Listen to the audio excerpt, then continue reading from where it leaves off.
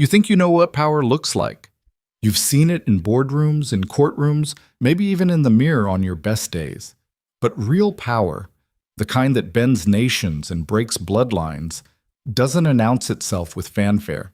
It walks into a room already half destroyed and decides who gets to leave alive. Adrian Blackthorne understood this the night he made a choice that would either save his family or bury it forever. What he didn't understand was that the woman standing across from him in that candlelit chapel, wearing a borrowed dress and a look of pure defiance, would become the only force in England capable of bringing him to his knees. This isn't a love story, not yet.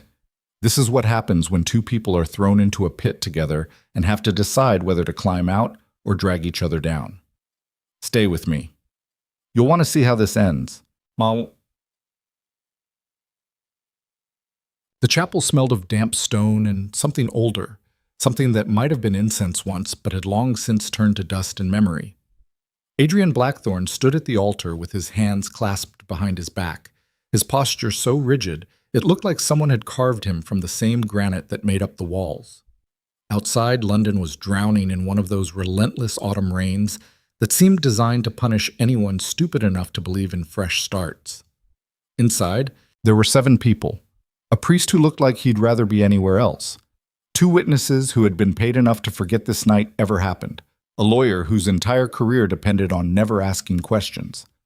And Evelyn Carter. She stood 3 feet away from him, close enough that he could see the small scar above her left eyebrow, the one she'd probably gotten as a child doing something reckless. She wore a dress that didn't fit quite right, cream-colored silk that had been tailored for someone with softer edges, someone who belonged in rooms like this. Her dark hair was pulled back so tightly it made her face look severe, angular, unforgiving. Her eyes were the color of slate before a storm, and they hadn't left his face since she'd walked through the door 10 minutes ago. Adrian had seen plenty of women look at him before. Desire, ambition, curiosity, fear. He'd cataloged them all. But Evelyn looked at him like she was watching a man drown and trying to decide whether throwing him a rope would be worth the effort. The priest cleared his throat. His voice came out thin and reedy, like he was afraid someone might hear him even in this empty place. Do you, Adrian Charles Blackthorne, take this woman to be your lawfully wedded wife? Adrian's jaw tightened. For a moment he didn't answer, not because he was having second thoughts. There was no room for doubt in a corner this tight. But because he wanted her to understand exactly what kind of man she was binding herself to. Someone who didn't hesitate.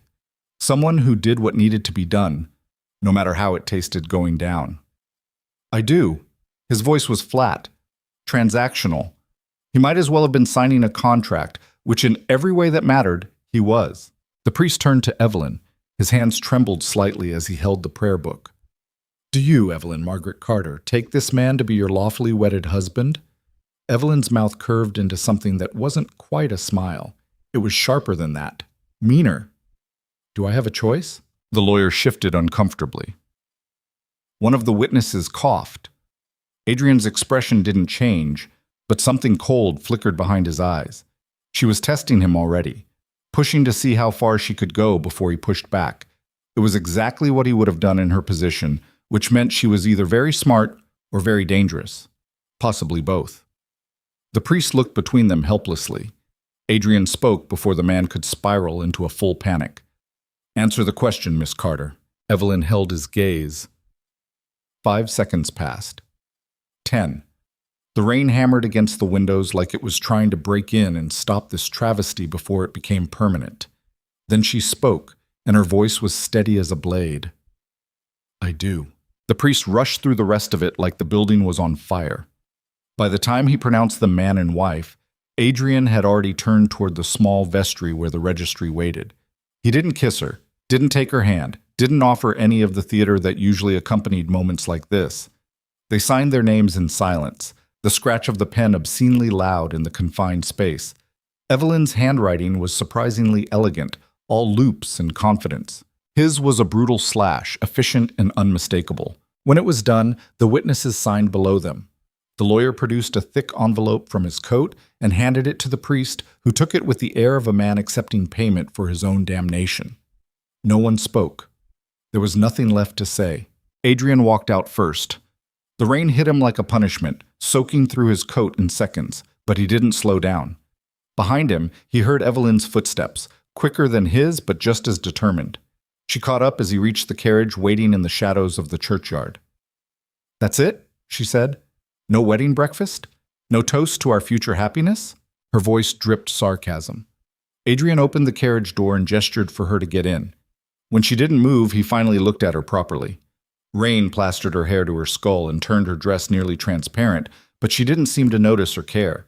She looked feral, untamed, like something that had been caged too long and was deciding whether to bite or bolt. "You want to stand in the rain and pretend this is something it isn't?" he said quietly.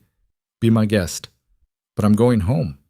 You can come with me, or you can explain to the people who arranged this marriage why you decided to walk away from the only protection you're going to get." "What protection?" Evelyn took a step closer. Her eyes were blazing now. "You won't even tell me why we're doing this. You show up at my door with your lawyer and your contract and your threats disguised as opportunities, and I'm supposed to just smile and trust that the Duke of Blackthorn has my best interests at heart?" "I never said I had your best interests at heart." The honesty seemed to catch her off guard. She blinked, water streaming down her face, and for half a second she looked young, vulnerable. Then the armor snapped back into place. "Then what do you have?" Adrian studied her. He'd been told she was clever, resourceful, adaptable, all the qualities he needed for this to work. But no one had mentioned the rage, the kind of anger that burned so deep it became something else entirely. Purpose, maybe. Or fuel. "I have a plan," he said, "and you're part of it. That's all you need to know for now." "Like hell it is." She moved fast, grabbing the front of his coat with both hands. For a moment, Adrian thought she might actually hit him. Part of him wondered what he'd do if she did, but she just held on, her knuckles white, her face inches from his. "I'm not one of your servants," she said. "I'm not some pawn you can move around your chessboard without explanation. You want me to play along with whatever sick game you're running? Fine. But don't insult me by pretending I don't deserve to know why." Adrian looked down at her hands fisted in his coat. Slowly, deliberately, he reached up and removed them, his fingers closing around her wrists with just enough pressure to make his point. Not a threat, a reminder. "The game, as you call it, has already started," he said, "and the people playing it don't care whether you understand the rules or not. They'll use you if they can and discard you if they can't. My way, you have a chance. Small, maybe, but better than nothing." He released her wrists and climbed into the carriage. For a long moment, Evelyn stood there in the rain, staring at the open door like it was the mouth of something that would swallow her whole. Then, with a curse Adrian barely heard, she climbed in after him. The carriage lurched forward. Neither of them spoke. Evelyn sat across from him, her arms crossed, water dripping onto the leather seats. Adrian stared out the window and watched London slide past in the darkness. The streets here were narrow, ancient, lined with buildings that leaned toward each other like drunks sharing secrets. This wasn't his London. The grand estates and manicured parks where men like him were supposed to live out their pristine lives. This was the London most people knew. The real one. Dirty and desperate and clinging to survival by its fingernails. "How much did they pay you?" Evelyn said suddenly. Adrian glanced at her. "Excuse me?" "To marry me." She leaned forward, her eyes sharp. "I know how this works. Someone wanted us connected, and they paid you to make it happen. So how much was I worth?" He almost laughed. "Almost. If you think I did this for money, you don't understand anything about what's happening. Then make me understand." "I can't, won't, can't." Adrian's voice hardened. "There are things you'll learn when you need to know them. Until then, the less you know, the safer you are." Evelyn made a sound somewhere between a laugh and a growl. "You're unbelievable. You drag me into some conspiracy I don't understand, marry me in secret like I'm something to be ashamed of, and now you're telling me it's for my own protection?" Yes, the word hung there, flat and final. Evelyn stared at him like she was trying to see through to whatever passed for a soul underneath all that ice. Then she sat back and turned toward her own window. "I hope you know what you're doing," she said quietly. "So do I." The admission surprised them both. Adrian hadn't meant to say it out loud, hadn't meant to reveal even that sliver of uncertainty. But it was too late now. The words were already there, sitting between them like a third passenger. The rest of the ride passed in silence. By the time they reached Blackthorn Manor, the rain had eased to a sullen drizzle. The house rose out of the darkness like something from a ghost story, all Gothic spires and brooding stonework. Lights glowed in some of the windows, warm and inviting from a distance, but cold as hell once you got close enough to see the bars. The carriage stopped at a side entrance, not the grand front doors where guests were usually received. Adrian climbed out and waited while Evelyn descended. She stood on the gravel drive and tilted her head back to take in the full scope of the building. "Big place for one person," she said. "I'm not alone." He led her through a door that required 2 different keys and down a corridor lined with portraits of dead blackthorns. They all had the same look, arrogant and untouchable, like they'd been born knowing they were better than everyone else. Adrian had grown up staring at these faces, learning their names, memorizing their accomplishments. He'd been taught that legacy was everything, that the weight of history was a gift, not a burden. It had taken him 25 years to realize his family's legacy was built on secrets and blood, and by then it was too late to walk away. Evelyn studied the portraits as they walked. "Do they ever smile?" she asked. "Not in public." They reached a staircase and climbed 3 floors. The higher they went, the quieter it got, until the only sounds were their footsteps and the distant groan of old wood settling. At the end of a long hallway, Adrian stopped at a door and unlocked it. "This is your room," he said. "No one else has a key except me. Don't leave after dark without telling someone where you're going. Don't accept food or drink from anyone you don't know. And don't trust anyone who tells you they're your friend." Evelyn stared at him. "You're serious?" "Completely." She pushed past him into the room.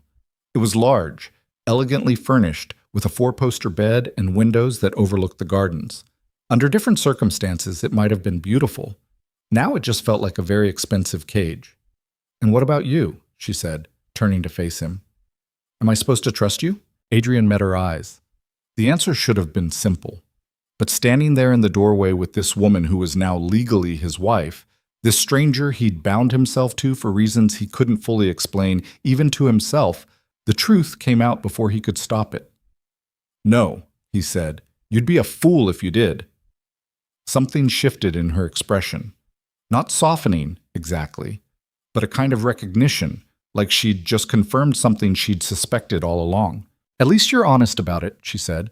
"I'm honest about most things, just not the ones that matter." He turned to leave, but her voice stopped him. "Adrian." It was the first time she'd used his name. He looked back. "Whatever you think is going to happen," she said. "Whatever you think I'm going to do or become in this place, you're wrong." He studied her for a long moment. The defiance in her stance, the intelligence burning behind her eyes, the absolute certainty that she could survive anything this world threw at her. She reminded him of himself 5 years ago, before he'd learned that certainty was just another word for ignorance. "I hope you're right," he said quietly. Then he closed the door and locked it from the outside. The sound of the bolt sliding home echoed down the empty hallway. Adrian stood there for longer than he should have, listening for movement on the other side. For crying, maybe, or shouting, or the sound of something breaking. But there was nothing, just silence, which somehow made it worse. He walked back downstairs to his study and poured himself 3 fingers of whiskey.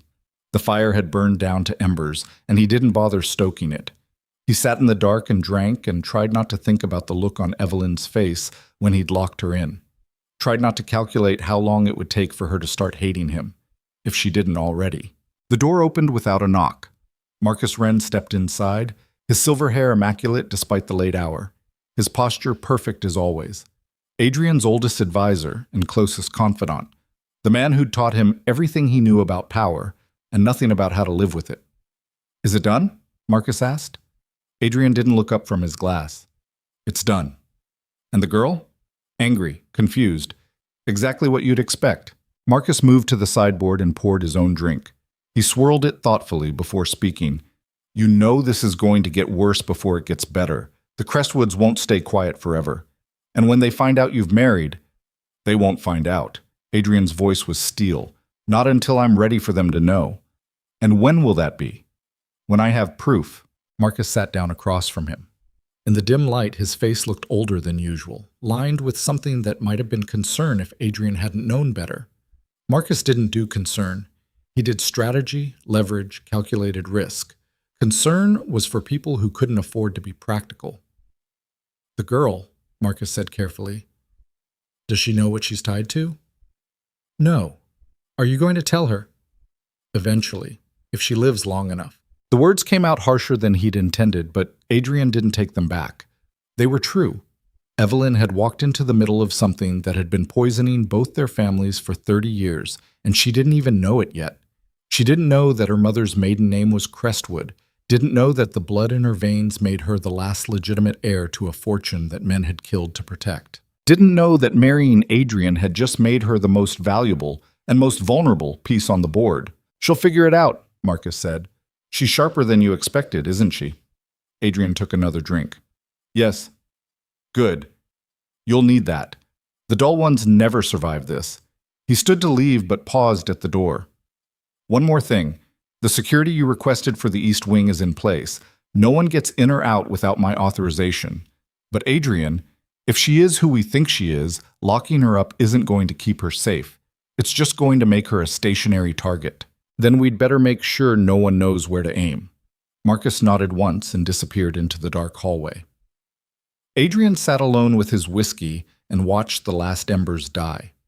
Somewhere above him, Evelyn was probably doing the same thing he was, plotting, calculating, trying to find an angle in a situation designed to have none. He wondered if she'd try to escape, wondered what he'd do if she did. The clock on the mantel chimed midnight, his wedding night. What a joke.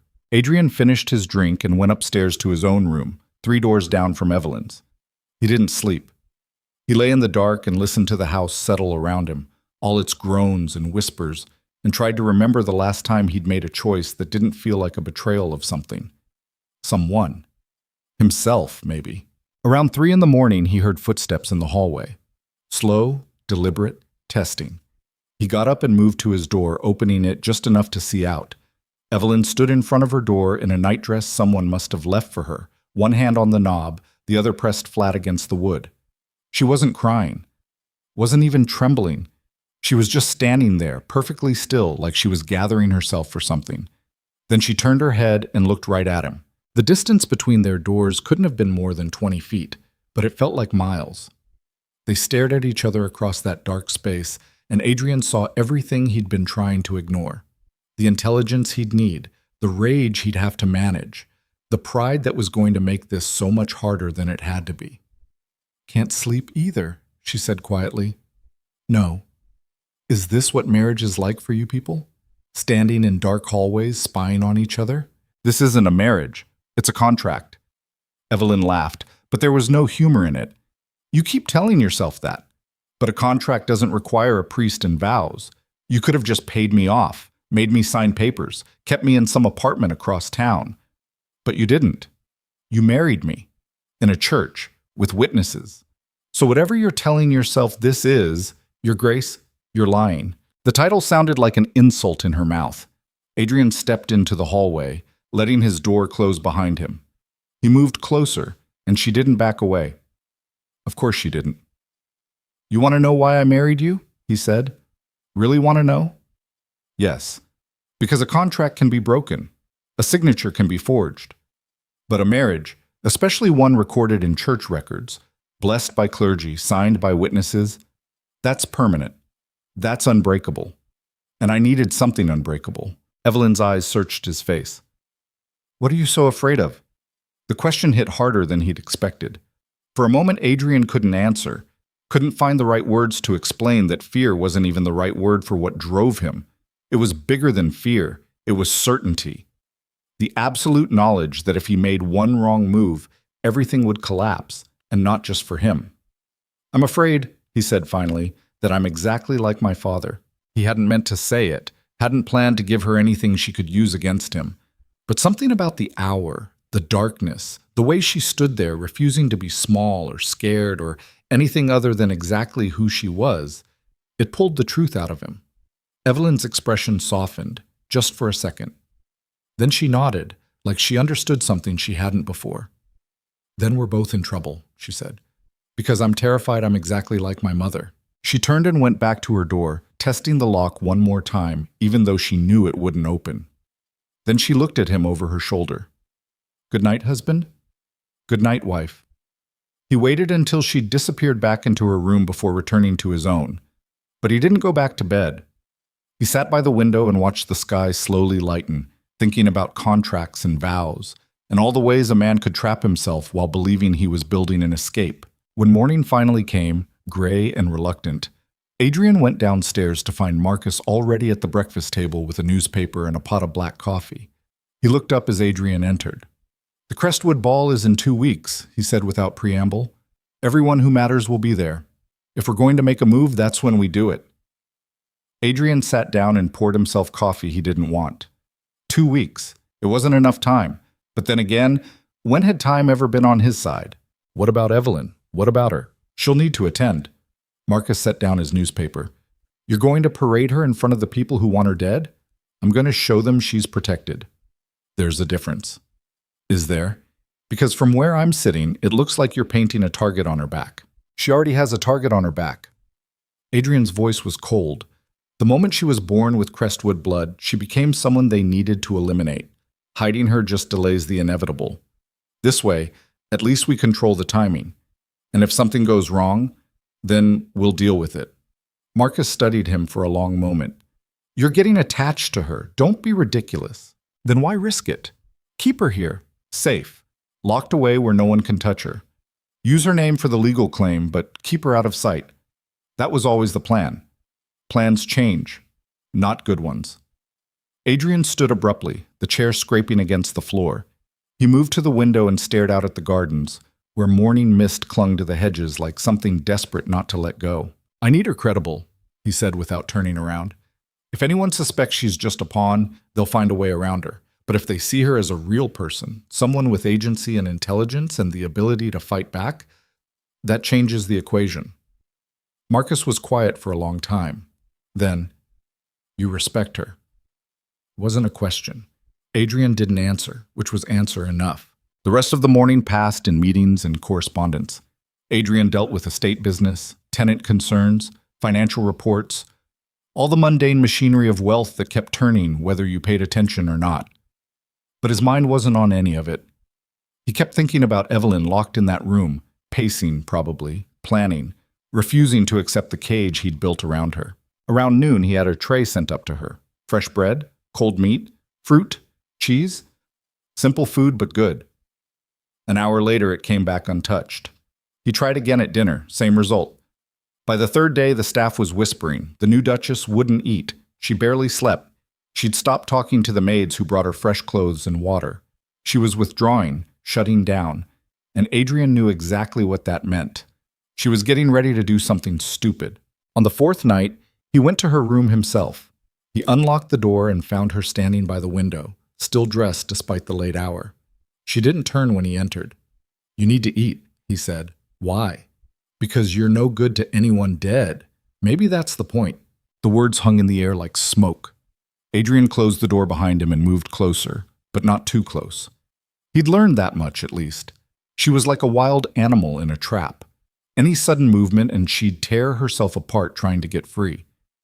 "If you want to hurt me," he said quietly, "starving yourself is a poor strategy. I'll just have the doctor force-feed you. It's unpleasant but effective." She finally turned to look at him. "Is that a threat?"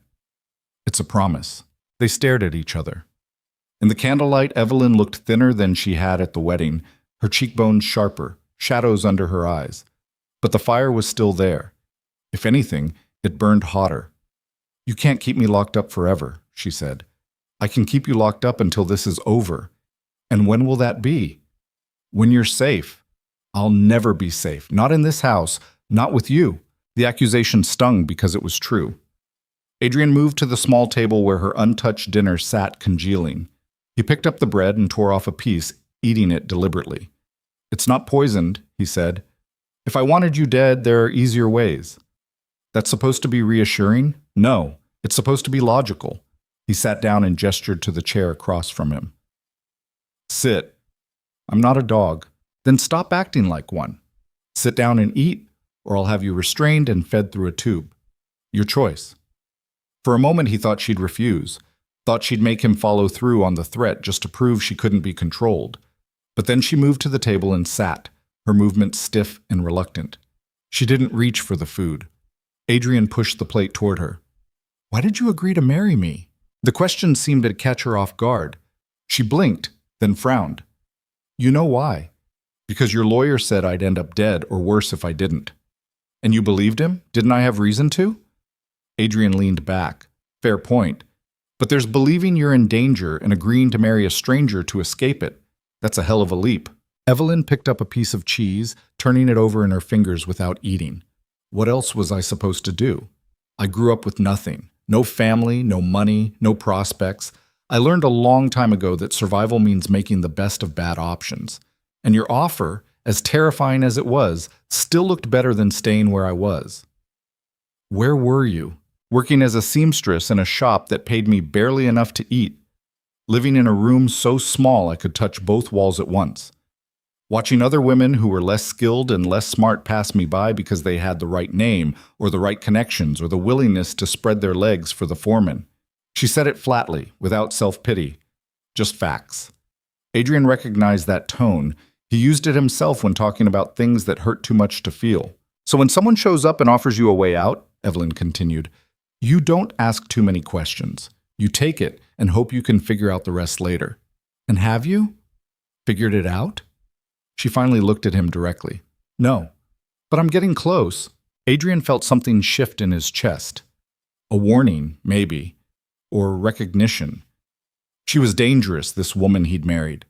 Not because she was ruthless or cruel, but because she was exactly what she'd claimed to be, a survivor. And survivors didn't stop fighting just because you locked them up and told them it was for their own good. Eat something, he said, standing. Tomorrow I'm going to start explaining things. Not everything, not yet, but enough. Why the change of heart? Because Marcus was right. You're going to figure it out anyway, and I'd rather control how you learn than have you stumble into the truth in a way that gets you killed. He moved toward the door, then paused. One more thing. After tomorrow, this door stays unlocked. You'll have freedom to move around the manor during the day. But there are rules, I'm sure there are. The East Wing is off limits. So is my father's old study. Don't go into the gardens after sunset. Don't leave the property without me. And if anyone, and I mean anyone, approaches you and tries to tell you secrets about this family, you come to me first. Evelyn stood slowly. Why would someone do that? Because knowledge is currency, and there are people who will try to buy your loyalty by giving you information I've withheld. Don't let them. How do I know you're not the one lying? You don't. The honesty seemed to surprise her again. She studied him with those sharp gray eyes, and Adrian had the unsettling feeling that she could see right through all his careful walls to the mess underneath. All right, she said finally, I'll follow your rules. For now. That's all I'm asking.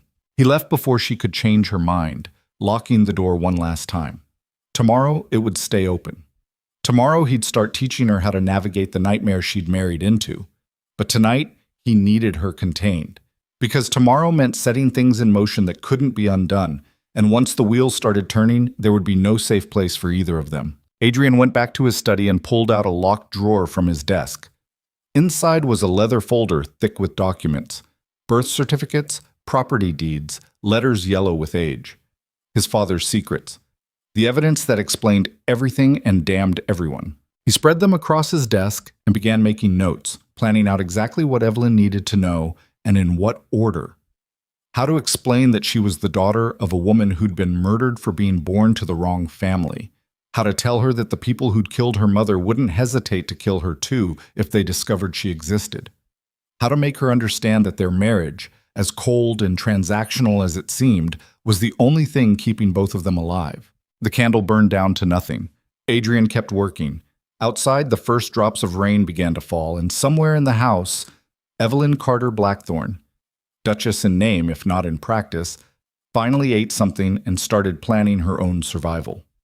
Neither of them slept. And in the dark corridors of Blackthorne Manor, the secrets that had been buried for decades began to stir, sensing that their time in the shadows was almost over. The morning broke gray and cold, the kind of dawn that felt more like an ending than a beginning. Adrian stood at his window and watched frost pattern the glass while his coffee went cold in his hand. He'd been awake for 3 hours already, reviewing documents, rehearsing explanations, trying to find words for things that had no good words. Downstairs, the house was starting to wake. Servants moving through corridors, fires being lit, the machinery of wealth grinding into motion for another day. But up here, in this moment, everything was still. He finished his coffee in one bitter swallow and went to find his wife. Evelyn's door was unlocked as promised. He knocked once, a courtesy he didn't strictly owe her, and pushed it open when she didn't answer. She sat at the writing desk by the window, already dressed, her hair pulled back severe and practical. A half-eaten piece of toast sat on a plate beside her, which meant she'd listened to him about eating. Small victories. She didn't turn when he entered, just kept staring out at the gardens where mist clung to everything like it was trying to erase the world. "I'm ready," she said. "For what?" "Whatever you came here to tell me." Adrian moved into the room and closed the door behind him. He'd brought the leather folder with him, thick with evidence and damnation. He set it on the desk beside her plate. "Before I show you what's in here," he said, "I need you to understand something. Once you know, you can't unknow. You can't go back to being whoever you were before you walked into that chapel. This information will change everything." Evelyn finally looked at him. Her eyes were clear, unflinching. "Then it's a good thing I didn't like who I was before." She reached for the folder. Adrian's hand shot out and caught her wrist, not hard but firm enough to stop her. She froze. "I mean it," he said. "People have died to keep these secrets buried. More will die before this is over. If you open that folder, you become part of it. You become someone they need to silence." Evelyn pulled her wrist free slowly. "They already need to silence me. You said so yourself. So stop protecting me from information I need to survive and let me read the damn documents." Adrian stepped back. She was right, and he knew it. Keeping her ignorant wouldn't keep her safe. It would just make her easier to kill. He watched as she opened the folder and began to read. Her face didn't change at first. She absorbed information the way he did, clinical and methodical, refusing to react until she understood the full picture. But when she got to the birth certificate, her mother's birth certificate, her breathing changed, got shallow and quick. "Margaret Crestwood," she read aloud. "Born 1872, daughter of Lord Thomas Crestwood and Lady Catherine Crestwood." She looked up at him. Her face had gone pale. "My mother was nobility?" "Yes. Then what was she doing living in a slum? What was she doing working herself to death in a factory?" Adrian pulled a chair over and sat down. This part was going to be hard. Not because the facts were complicated, but because they were brutal in their simplicity. "Your grandfather Thomas was the second son," he said. "He stood to inherit nothing because everything went to his older brother Edmund. But Thomas had something Edmund didn't, a legitimate male heir, your Uncle Henry. When Edmund's wife proved barren, there was talk of changing the succession, giving Thomas the estate and title since he could continue the line." Evelyn's hands gripped the documents. "What happened?" "Thomas died. Writing accident, they called it. Very tragic, very convenient. Edmund remained heir. Your grandmother Catherine was pregnant with your mother at the time. She tried to fight for Margaret's rights, claimed that a female heir was better than no heir at all. The Crestwoods disagreed. Women don't inherit titles or estates, not in families like that. So Catherine and Margaret were pushed out, given a small pension and told to disappear. That's barbaric. That's aristocracy." Adrian's voice was flat. "Your grandmother remarried eventually, some merchant who treated them well enough. But when she died, Margaret was alone again. The pension stopped. Edmund had made sure of that. So your mother did what thousands of women do. She survived the only way she could, by pretending to be common, by hiding who she was. Exactly. She took a new name, found work, kept her head down. And for almost 20 years it worked. She was invisible, safe." Evelyn's eyes found his. Until she fell in love. The words sat heavy between them. Evelyn turned back to the documents and found what he knew she'd find eventually. A marriage certificate. Margaret Crestwood to William Carter, dated 5 months before Evelyn's birth. "My father," Evelyn said quietly. "A good man, from what I've been able to learn. Not wealthy, not powerful, just decent. He worked as a clerk. They were happy, I think. Happy and hidden. But someone found out who Margaret really was. Someone realized that the woman they'd pushed into poverty had married and produced a child who carried Crestwood blood, a child who could make claims. Evelyn stood abruptly, the chair scraping back. She moved to the window and pressed her palms against the cold glass. Who killed them? I don't know yet. But I know who ordered it. Say it. Edmund Crestwood, your great-uncle. The man who inherited everything your grandfather should have had. He's been systematically eliminating anyone who could challenge his claim for 30 years. And now I'm next on his list. It wasn't a question. Adrian stood and moved closer to her, careful to leave space between them. He could see her reflection in the window, see the way she was holding herself together through sheer force of will. Not if I can prove what he's done, Adrian said. Not if I can use your existence to force him into the light. That's why I married you, Evelyn. Not just to protect you, but to weaponize you. Your name on a marriage certificate to a duke makes you legitimate, makes you impossible to dismiss. It gives me the legal standing to challenge Edmund's claim to the Crestwood estates. So I'm a pawn after all. No! Adrian's voice was hard. Pawns are expendable. You're the queen, the most powerful piece on the board. And Edmund knows it, which is why he'll do everything he can to take you off it. Evelyn turned to face him. Her eyes were bright with something that looked like tears but moved like rage. And what happens when this is over? When you've used me to destroy Edmund and claim whatever prize you're really after? What happens to me then? The question hung there, sharp and dangerous. Adrian could have lied, should have lied, given her some comfortable fiction about protection and provision and living happily ever after in this gilded cage. But he'd promised her honesty, and for reasons he didn't fully understand, he found himself unwilling to break that promise. I don't know, he said. I haven't thought that far ahead. Liar. All right. The truth is, I don't know if either of us survives long enough for it to matter.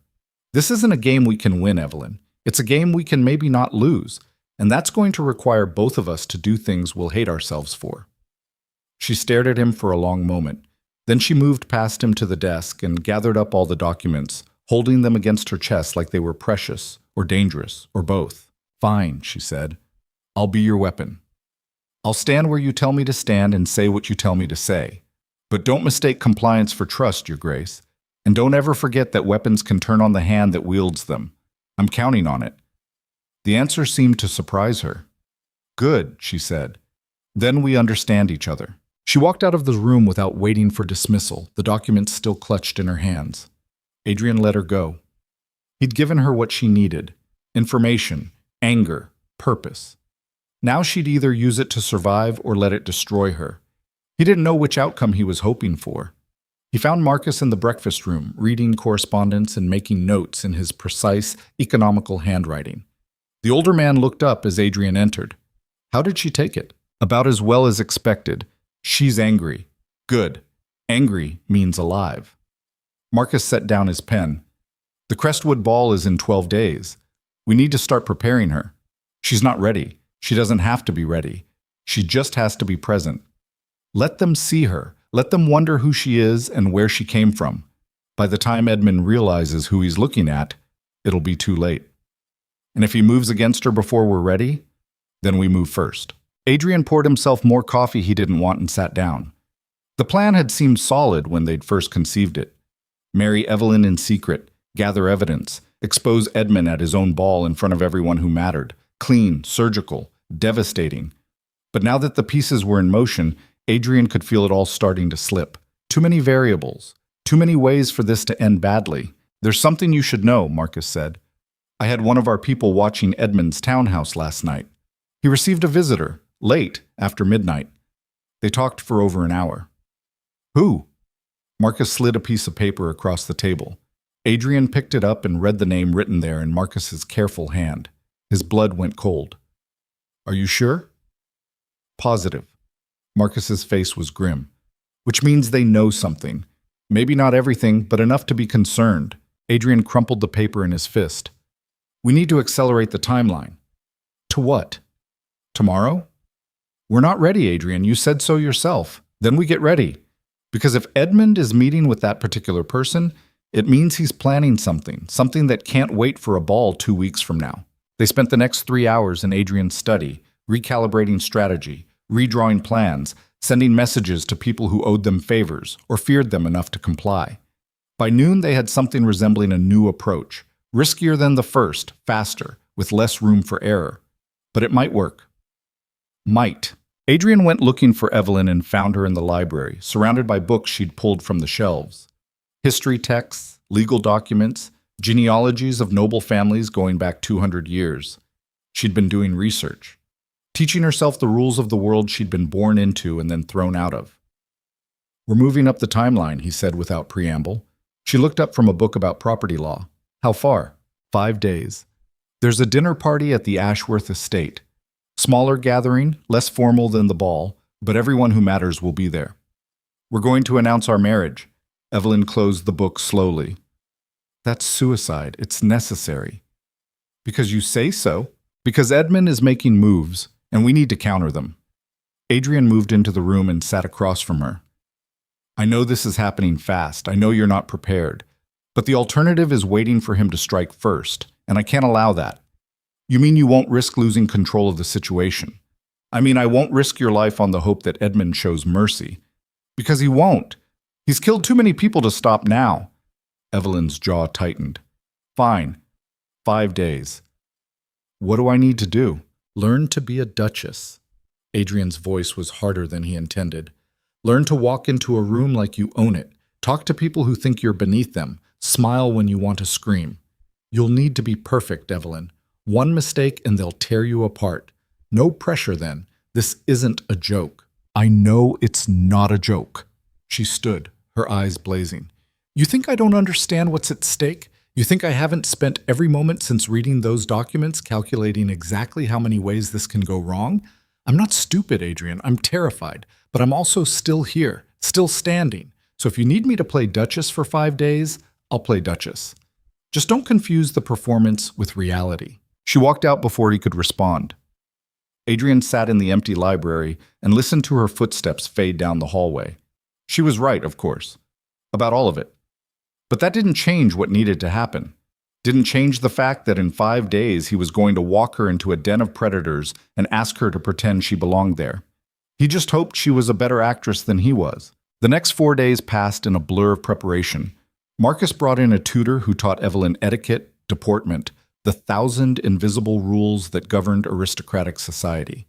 How to curtsy, how to address a viscount versus an earl, which fork to use for fish, where to place your hands during conversation. All the meaningless ritual that people like Edmund used to identify outsiders. Adrian watched from a distance as Evelyn absorbed it all with grim determination. She was a quick study, picking up in days what most girls spent years learning. But he could see the strain it put on her, the way she had to suppress everything natural about herself to become this polished, perfect thing that society would accept. On the 3rd day, Marcus presented her with a wardrobe. Dresses in silk and velvet, cut to the latest fashion, each one worth more than she'd probably earned in a year at that seamstress shop.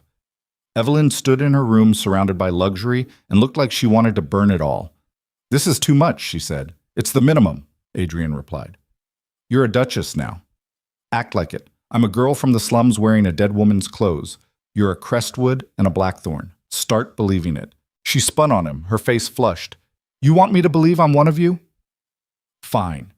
Then treat me like one. Stop locking doors and keeping secrets and making decisions about my life without consulting me. You can't have it both ways, Adrian. You can't ask me to be powerful when it serves you and obedient the rest of the time." "Fair point." He stepped closer. "From now on, the doors stay unlocked. You have full access to the house except the east wing, and I'll explain why that's restricted when I can. You want to be consulted on decisions? Fine. We meet every morning, you and me and Marcus. We plan together. You get a voice." Evelyn searched his face. "Why the sudden change?" "Because you're right. I've been treating you like a pawn when I need you to be a partner. And because in 3 days we're walking into the most dangerous room either of us will ever be in, and I need to know you'll have my back." Something shifted in her expression. Not trust, exactly, but maybe the beginning of it. "All right," she said. "Partners. But that means you stop lying to me. I'll stop lying when you stop holding back. I'm not holding back anything." "Yes, you are." Adrian kept his voice level. "You're terrified I'm going to turn out like the nobles who destroyed your mother. You're waiting for me to show my true colors, prove I'm just another monster in expensive clothes. And until you stop waiting for that, we're never going to work together the way we need to. Evelyn's breath caught. He'd hit the truth, and they both knew it.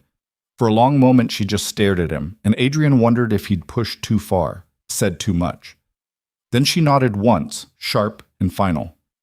Okay, she said. I'll try to stop waiting for you to betray me, and you try to stop giving me reasons to. Deal. They shook hands. Her grip was strong, her palm warm against his. Adrian held on longer than he should have, caught by something in her eyes that looked almost like hope.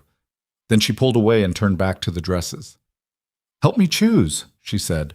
Adrian knew nothing about women's fashion beyond recognizing quality when he saw it, but he moved closer and studied the options.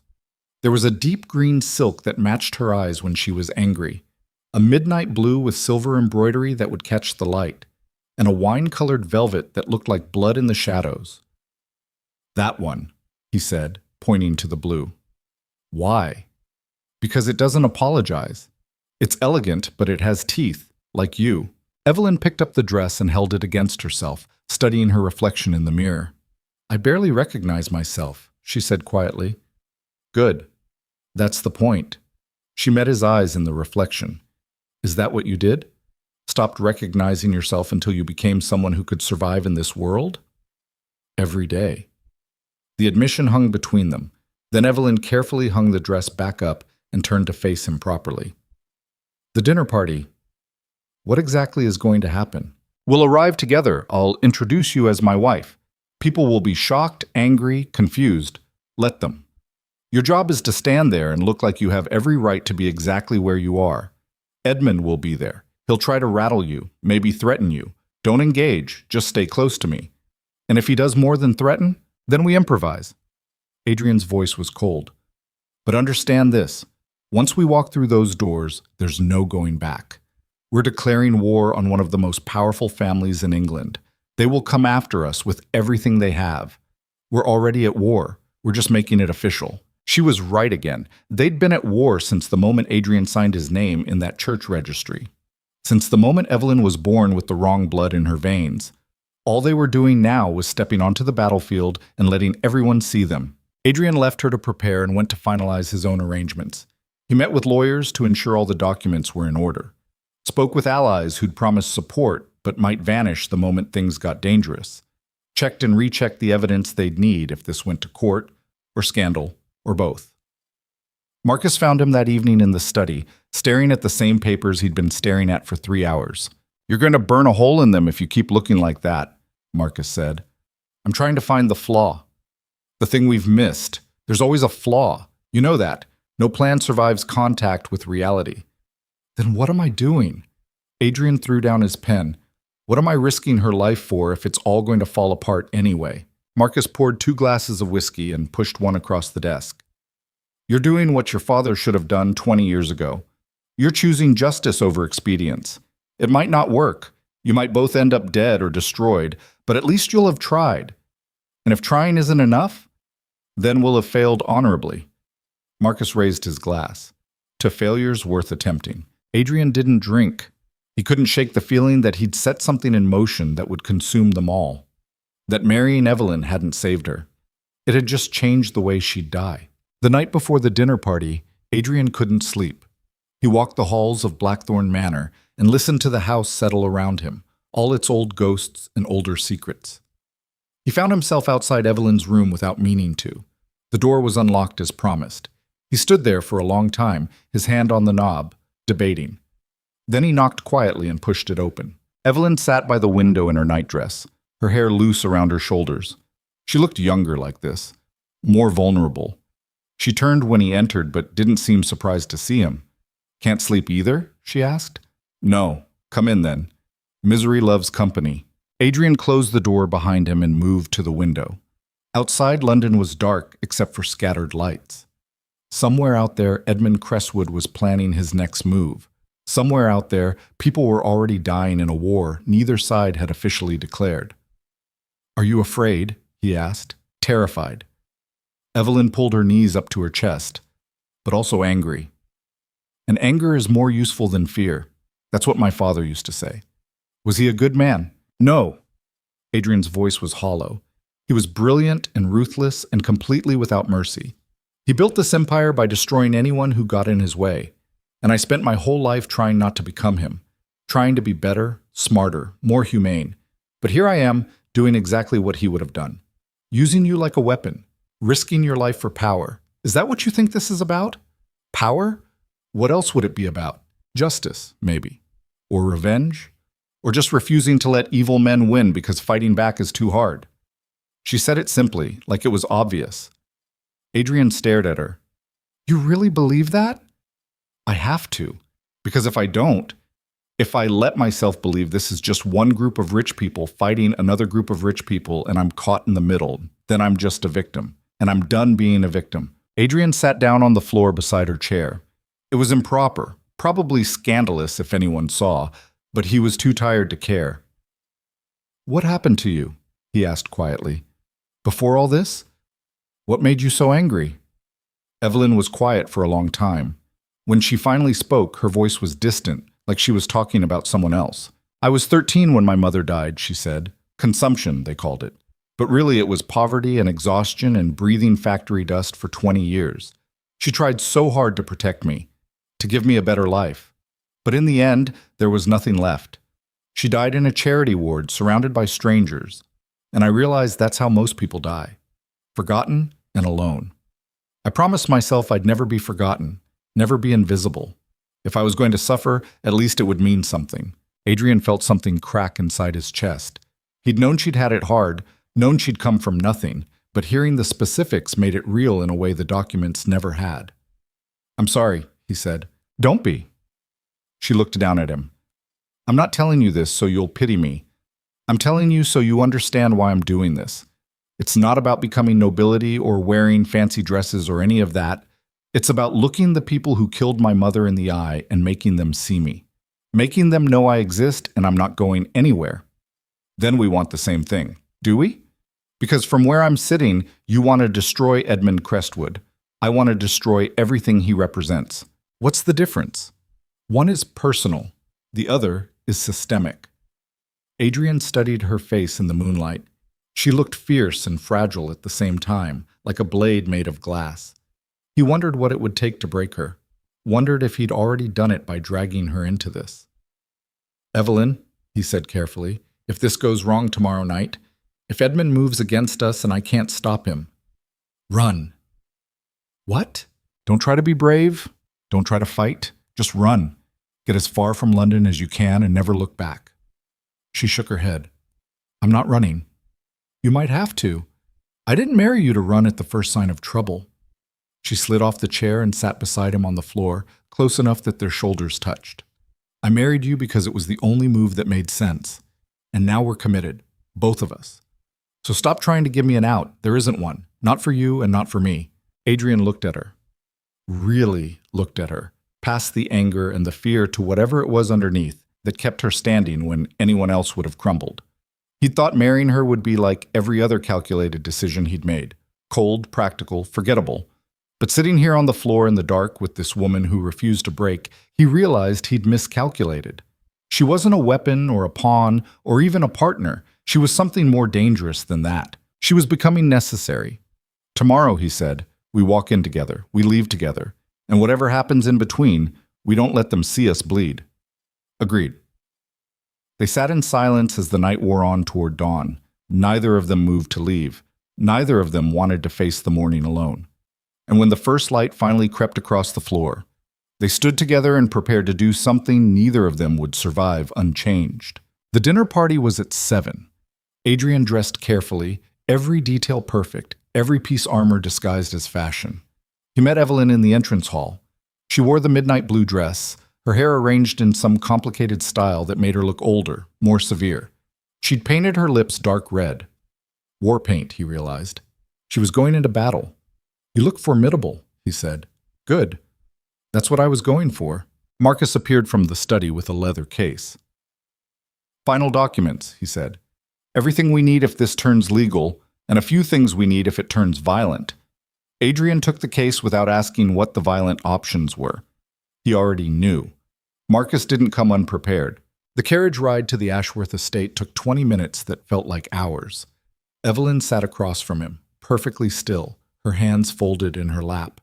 But Adrian could see the tension in her shoulders, the way she kept taking small breaths like she was counting them. "You don't have to do this," he said. "Yes, I do. No one would blame you if you—" "Adrian." She cut him off. "Stop. I'm doing this. I'm ready. So unless you have something useful to say, be quiet and let me prepare." He shut his mouth and let her have her silence. She was right. They were past the point of reassurance or second-guessing. This was happening.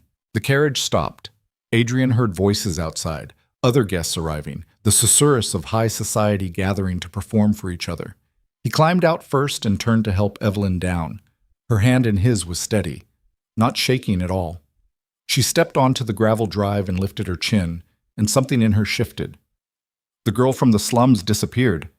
In her place stood someone who looked like she'd been born to this, cold, elegant, utterly untouchable. They walked up the steps together. The butler at the door took their names with practiced efficiency, then paused when Adrian added, "And my wife, the Duchess of Blackthorn." The man's face went blank. He recovered quickly, but not quickly enough. Adrian saw the flash of shock, calculation, fear. Word would spread before they even entered the room. Good. They walked through the entrance and into the main parlor where guests were gathering for pre-dinner drinks. Conversation didn't stop exactly, but it fractured. People turned to look, drinks paused halfway to lips, sentences trailed off into silence. Adrian felt every eye in the room lock onto them. He kept walking. Evelyn matched his pace, her hand light on his arm, her face betraying nothing.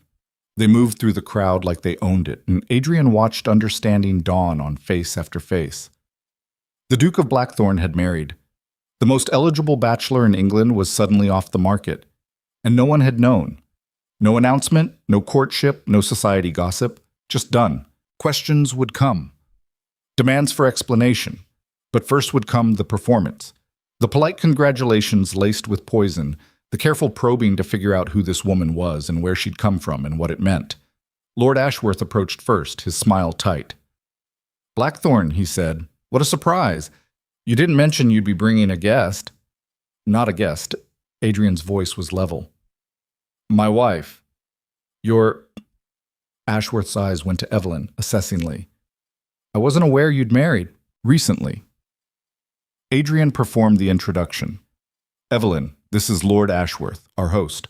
Ashworth, the Duchess of Blackthorn." "Charmed," Ashworth said, though his face said the opposite. "And where exactly did you two meet?" Evelyn smiled. It was a beautiful smile, cold as winter and twice as sharp. "I'm afraid that's a rather long story, Lord Ashworth. Perhaps best saved for less public venues." The subtle rebuke landed perfectly. Ashworth's smile tightened further. "Of course. Well, welcome to my home, Your Grace." He moved away. Others filled the space immediately. More questions, more thinly veiled hostility, more polite venom wrapped in silk. Evelyn handled it all with perfect composure, giving away nothing, revealing nothing, playing the role like she'd been born to it. Adrian stayed close, monitoring the room, tracking reactions. Some people looked merely surprised, others looked angry. But a few, and these were the ones that worried him, looked calculating, already trying to figure out how this changed the board, what it meant for their own positions, how they could exploit it. Then the crowd parted and Edmund Crestwood walked through. He was older than his portrait suggested, maybe 70, but he wore it well. Tall, lean, with silver hair and eyes like chips of ice. He moved through the room with the easy confidence of someone who'd never been denied anything in his life. When he saw Adrian, his expression didn't change, but something flickered behind those eyes. Recognition, maybe, or understanding. "Blackthorn," he said pleasantly. "I hear congratulations are in order." Adrian felt Evelyn stiffen beside him. This was it. The moment everything either worked or exploded. "Lord Crestwood," Adrian said. "Allow me to introduce—" "Oh, I know exactly who she is," Edmund said, his eyes locked onto Evelyn's face. "Don't I, my dear?" Evelyn stared back at him. Her face had gone pale, but her voice stayed steady. "I'm afraid you have me at a disadvantage, Lord Crestwood. We haven't been introduced." "Haven't we?" Edmund smiled. It was a terrible smile, full of teeth and threat. You have your mother's eyes, Margaret's eyes. I'd know them anywhere. The room went silent. Everyone close enough to hear had stopped pretending not to listen. This was scandal unfolding in real time, and no one wanted to miss it. Adrian stepped forward. Careful, Edmund. Or what? The older man's voice was still pleasant, almost amused. You'll challenge me to a duel? How delightfully archaic. No, Your Grace. I think we both know this conversation has been coming for a very long time. Best to have it out in the open where everyone can hear. He turned back to Evelyn. Tell me, girl, did he explain it to you before he married you? Did he tell you exactly what you are and what he plans to use you for? Evelyn's jaw tightened. Why don't you tell me yourself? You're a ghost, Edmund said, a remnant of a bloodline that should have ended decades ago. Your mother was weak, your grandmother was grasping, and your grandfather was a fool who got himself killed trying to claim something that was never his. You are nothing but the last gasp of a dying branch, and marrying a duke doesn't change that. The words fell like stones into water. Ripples spreading, everyone in the room now completely focused on this confrontation. Adrian prepared to intervene, to drag Evelyn away before this got worse, but she spoke first. If I'm nothing, she said quietly, then why do you look so afraid? Edmund's smile vanished. I am not. You are. Evelyn took a step toward him. I can see it in your eyes. You're terrified. Not of me specifically, but of what I represent. The idea that maybe your claims aren't as secure as you've pretended. That maybe justice delayed isn't justice denied. You've spent 30 years silencing anyone who threatened you. But you can't silence me. Not anymore. Not here in front of everyone you've spent your life trying to impress. Edmund's face flushed red. You have no idea what you're talking about. Don't I? My mother's birth certificate says otherwise. The records of my grandparents' marriage. The documents showing how you manipulated the succession, how you orchestrated your brother's death. All of it exists, Lord Crestwood, and all of it is about to become very, very public. She was bluffing. They had evidence but not proof of murder. Not the kind that would hold up in court. But the bluff was working. Adrian could see Edmund's hands shaking, see the way panic was bleeding through his aristocratic control. You're lying, Edmund said. Am I? Then you have nothing to worry about. Evelyn smiled. After all, the truth always protects the innocent. The room erupted. Voices raised in shock, in speculation, in delight at the scandal unfolding before them. This was the story that would dominate London society for months. The Duke who married a commoner, the Lord accused of murder, the resurrection of a bloodline everyone thought was dead. Adrian grabbed Evelyn's arm. We're leaving. Now. He pulled her towards the door. Behind them, Edmund was shouting something, demanding they stay, demanding explanation. But Adrian didn't stop. He got Evelyn into the carriage and gave the driver the signal to move before anyone could stop them. As soon as they were in motion, Evelyn sagged against the seat. Her hands were shaking now, all the adrenaline catching up with her. I did it, she said. Oh God, I actually did it. You did more than that. Adrian's voice was grim. You just declared war on the most dangerous man in England in front of 50 witnesses. Good. She looked at him, her eyes bright. Then let's finish it. The carriage raced through London back toward Blackthorn Manor. Behind them, the party was dissolving into chaos. And somewhere in the darkness, Edmund Crestwood was making plans that would require both of them to become people they'd promised themselves they'd never be. The war was no longer secret, and neither of them knew if they'd survive what came next. The carriage wheels hammered against cobblestone like a countdown to something irreversible. Adrian sat across from Evelyn and watched her hand shake in her lap. Watched the adrenaline bleed out of her system and leave behind something raw. Fear, maybe. Or the delayed shock of realizing what she'd just done. She'd called out Edmund Crestwood in front of London's elite, burned every bridge she might have needed, and painted a target on her back so bright it could be seen from orbit. She'd been magnificent. We should have stayed, she said suddenly. Her voice was hoarse. We should have finished it right there. Finished what? Getting yourself killed in a parlor full of witnesses? He wouldn't have dared. Not in front of everyone. Adrian leaned forward. You don't know him like I do. Edmund doesn't operate on impulse. He calculates. And right now he's calculating exactly how to destroy us both in a way that looks like an accident, or justice, or both. The carriage turned sharply, and Evelyn braced herself against the wall. How long do we have? Before he moves? Hours, maybe. Days, if we're lucky. Then what's the plan? Adrian didn't answer immediately. The truth was, he didn't have a plan anymore. They'd accelerated everything, burned through contingencies he'd meant to hold in reserve. Now they were in open water with nothing but improvisation and hope had never been worth much in his experience. We get back to the manor, he said finally. We gather everything we have, and we go on the offensive before Edmund can regroup. With what? You said yourself we don't have proof of murder. We have enough to raise questions, to force an investigation. And once people start looking, once the newspapers get hold of this story, Edmund won't be able to silence it. Unless he silences us first. Yes, unless that.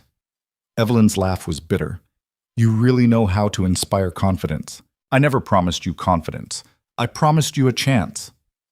The manor appeared through the rain, its Gothic spires stabbing up into the low clouds like accusations. The carriage pulled around to the side entrance and stopped. Adrian climbed out first and helped Evelyn down. Her dress was ruined from the weather, the expensive silk clinging to her frame, but she didn't seem to notice or care. She just stared up at the house like it was a fortress under siege, which Adrian supposed it was. They went inside through the servants' corridor. The staff scattered at their approach, reading the tension coming off both of them like heat. Adrian led Evelyn straight to his study where Marcus was waiting with brandy and bad news written all over his face. Tell me, Adrian said without preamble. Marcus poured 3 glasses. Edmund left the party 10 minutes after you did. He went straight to his townhouse. Within an hour, 5 different carriages arrived. I had our people identify everyone who went in. He slid a list across the desk. Adrian scanned the names and felt his stomach drop. These weren't just Edmund's usual allies. These were judges, magistrates, a police commissioner. People with the power to make charges appear or disappear. People who could declare someone criminally insane and lock them away forever. People who could arrange accidents. He's moving faster than I expected, Adrian said, because you backed him into a corner. Marcus's voice was hard. What did you think would happen when you let your wife publicly accuse him of murder? I thought we'd have more time. There is no more time. Edmund is calling in every favor he's accumulated over 30 years. By morning, he'll have enough leverage to bury both of you. Then we move tonight. Adrian turned to Evelyn. Get changed into something you can travel in. We're leaving London within the hour. Evelyn's eyes widened. Running? Regrouping. There's a difference. Sounds like running to me. Adrian slammed his hand on the desk. The sound cracked through the room like a gunshot. We are outnumbered, outmaneuvered, and out of options. Pride won't save us. So yes, we're running. And if you have a problem with that, you can stay here and wait for Edmund's people to show up with a warrant or a blade or whatever method they've decided on. The silence stretched. Evelyn stared at him with something that looked like disappointment or contempt or both. Then she turned and walked out without another word. Marcus waited until her footsteps faded before speaking. You're losing her, I know. She trusted you to have a plan, to be better than Edmund, and instead you're doing exactly what he'd expect, panic and retreat. And what else am I supposed to do? Adrian's voice cracked. We gambled everything on that confrontation working. It didn't. Now we have to survive long enough to try something else. Or you could finish what you started. How? Marcus opened a drawer and pulled out a small wooden box. He set it on the desk between them. Inside were 2 things, a pistol and a vial of clear liquid. The direct approach, Marcus said quietly. Edmund is at his townhouse right now, relatively unguarded compared to his estate. You go there tonight. You force a confession, and if he won't confess, you make sure he can't hurt anyone ever again. Adrian stared at the contents of the box. The pistol was well-maintained, loaded. The vial contained something that would stop a man's heart and leave almost no trace. Both solutions were elegant in their brutality. Both would solve the immediate problem. Both would make him exactly what he'd sworn he'd never become. I can't, he said. You mean you won't? I mean I cross that line and there's no coming back. I become my father. I become the thing I've spent my entire life trying not to be. Marcus closed the box. Then you'd better hope running works, because that's the only other option. He left. Adrian sat alone in the study and stared at the closed box. He could feel the weight of it pulling at him like gravity. The easy answer, the final solution. One bullet, one vial, one night of violence, and it would all be over. Evelyn would be safe. The Blackthorn name would be secure, and Adrian would spend the rest of his life knowing he'd murdered an old man in cold blood. The door opened. Evelyn stood there in traveling clothes, a bag slung over her shoulder. Her face was set in hard lines. "I'm ready," she said. "Good. We leave in... I'm ready to finish this, not run from it." Adrian stood. "We've been through this. There's no finishing it tonight. We need time to... To what? Let Edmund consolidate his power? Let him turn all of London against us while we hide in the countryside like criminals?" She moved into the room. "No.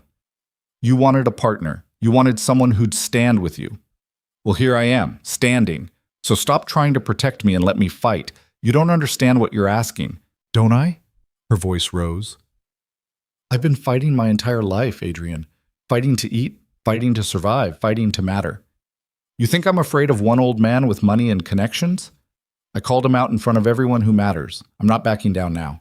This isn't about backing down. It's about staying alive. Then we stay alive by hitting him first."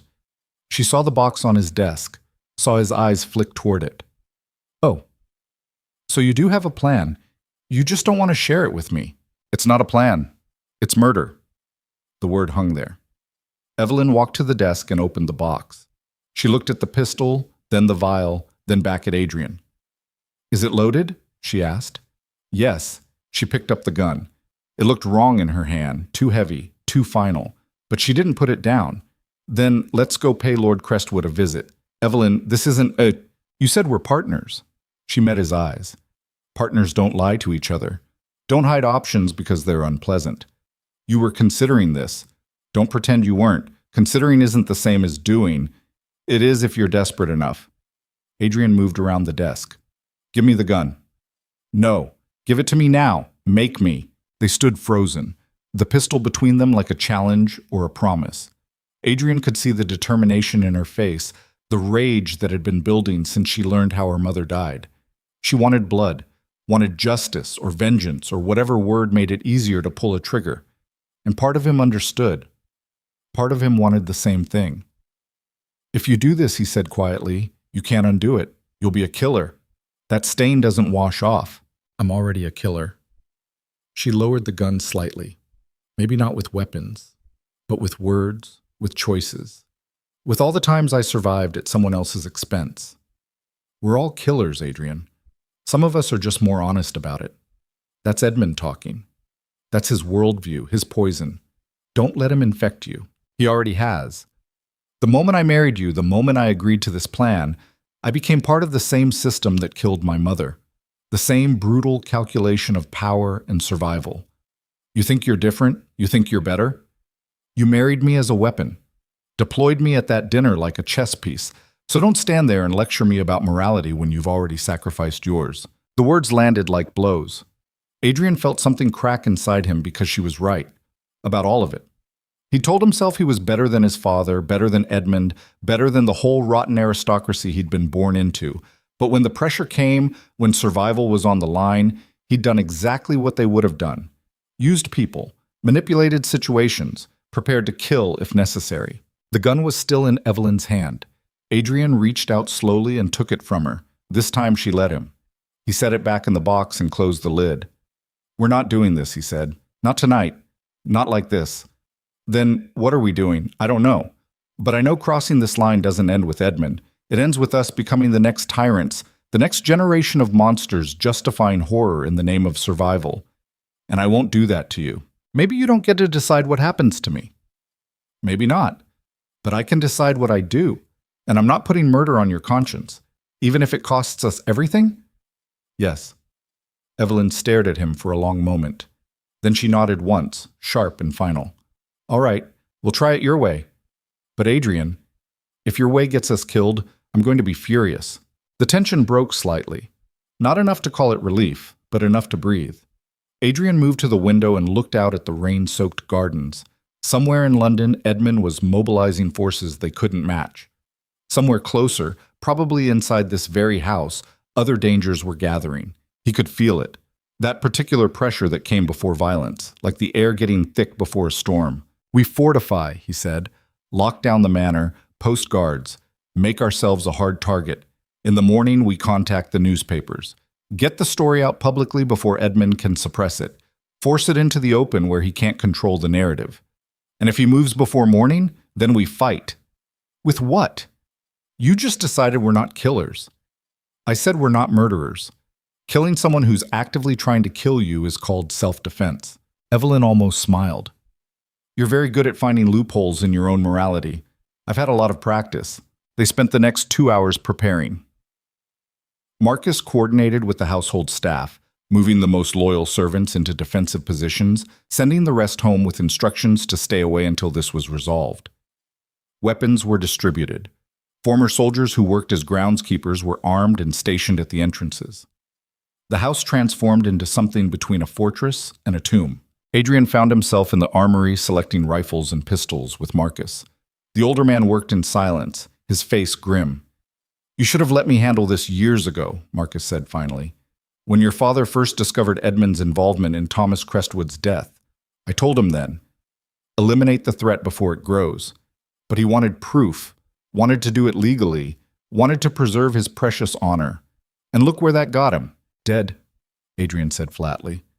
It got him dead, which is why I'm not following his example. But you're not following mine either.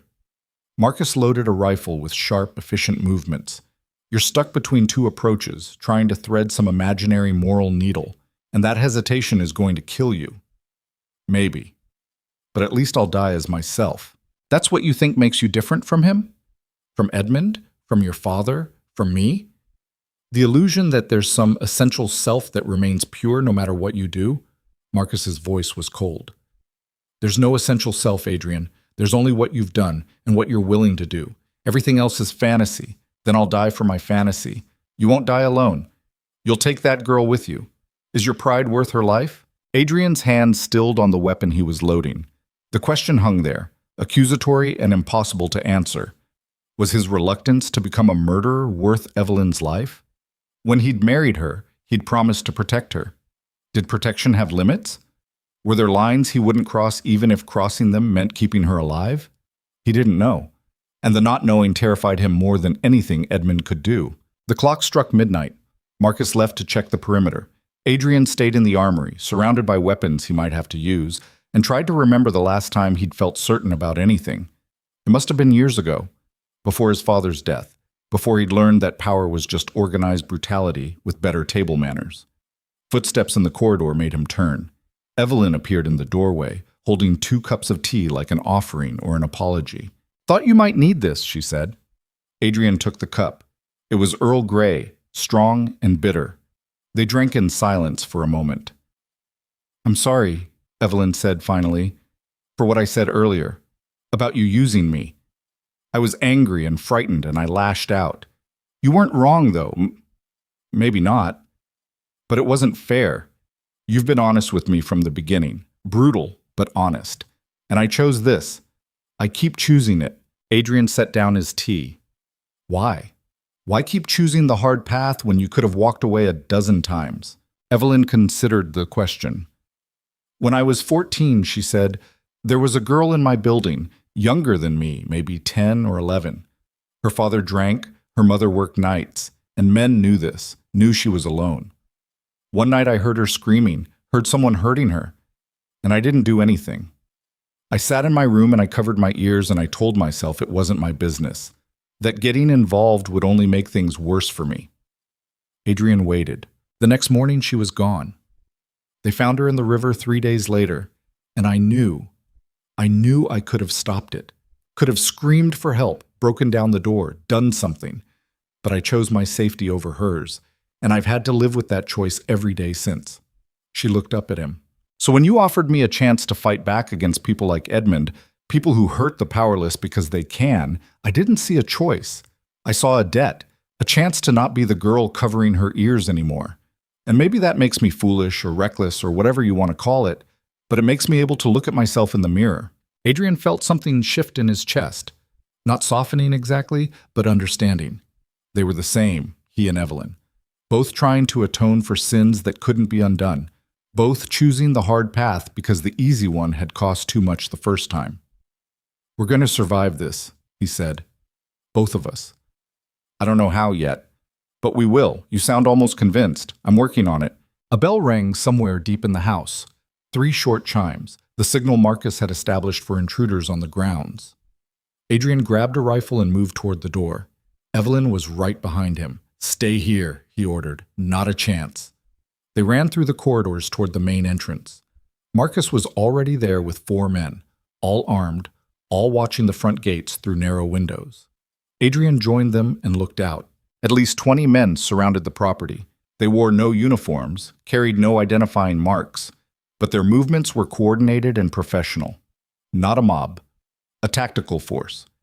Edmund had brought mercenaries or hired thugs or private security, and the distinction didn't matter because the intent was the same. They were here to eliminate the problem. "How many entrances can they breach?" Adrian asked. Marcus didn't hesitate.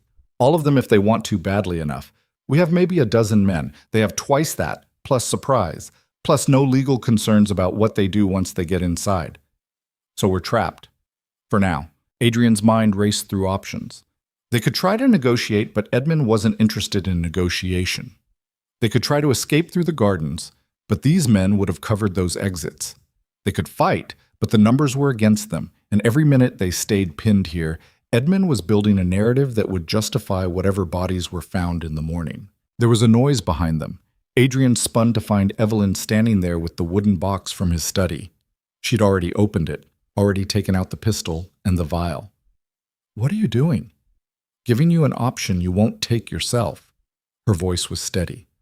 "One of us leaves through the tunnels, goes to Edmund's townhouse, forces him to call off his dogs or face immediate consequences.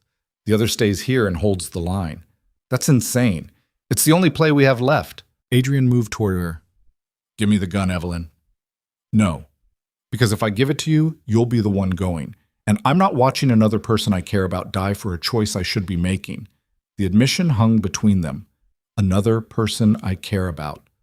When had that happened? When had this stopped being a transaction and become something more dangerous? "You're not going alone," Adrian said. "If we do this, we do it together. Then we lose. Someone has to stay and defend the house, or these men breach the doors and slaughter everyone inside. Marcus and his people can't hold without one of us here to lead." She was right, and he hated it. Hated the logic, hated the choice, hated that they'd been backed into a corner where violence was the only currency left. The windows shattered, glass exploded inward as the men outside opened fire. Adrian dove for cover, dragging Evelyn with him. Bullets chewed through wood and plaster. Someone screamed. One of Marcus's men went down, blood spreading across his chest. This was it. The moment where every choice led to death and survival meant becoming the monster. Marcus crawled over to them. "The East Tunnel," he shouted over the gunfire. "Goes under the gardens and comes up 3 streets away. Carriage waiting. Go. Both of you." "What about you? I'll buy you time. Now move." Adrian grabbed Evelyn's hand and ran. Behind them, Marcus was shouting orders, coordinating return fire, keeping the mercenaries pinned. They raced through the manor to the east wing, the forbidden area Adrian had kept locked since Evelyn arrived. He fumbled with keys while bullets echoed through the house. Finally, the door opened. Inside was a narrow staircase leading down into darkness. Adrian found a lantern and lit it. They descended into tunnels built by some paranoid Blackthorn ancestor who'd understood that wealth made you a target. The passage was stone and earth, cold and damp and smelling of decay. Their footsteps echoed. They were halfway through when they heard it. An explosion behind them, loud enough to shake dust from the ceiling, loud enough to mean someone had breached the manor. "Marcus," Evelyn whispered. Adrian didn't answer. He just pulled her forward, faster now, racing toward the exit. They reached a wooden door and he threw it open. Fresh air hit them. They climbed out into an alley 3 streets from Blackthorn Manor. In the distance, flames were visible. The house was burning. Everything Adrian owned, everyone who'd been inside, gone. The carriage was there, as Marcus had promised. Adrian shoved Evelyn inside and climbed up after her. He shouted an address to the driver. Not Edmund's townhouse, but somewhere else. Somewhere unexpected.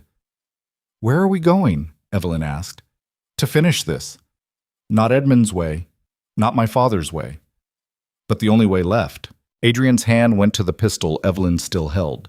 She looked down at it, then back at him. Understanding passed between them.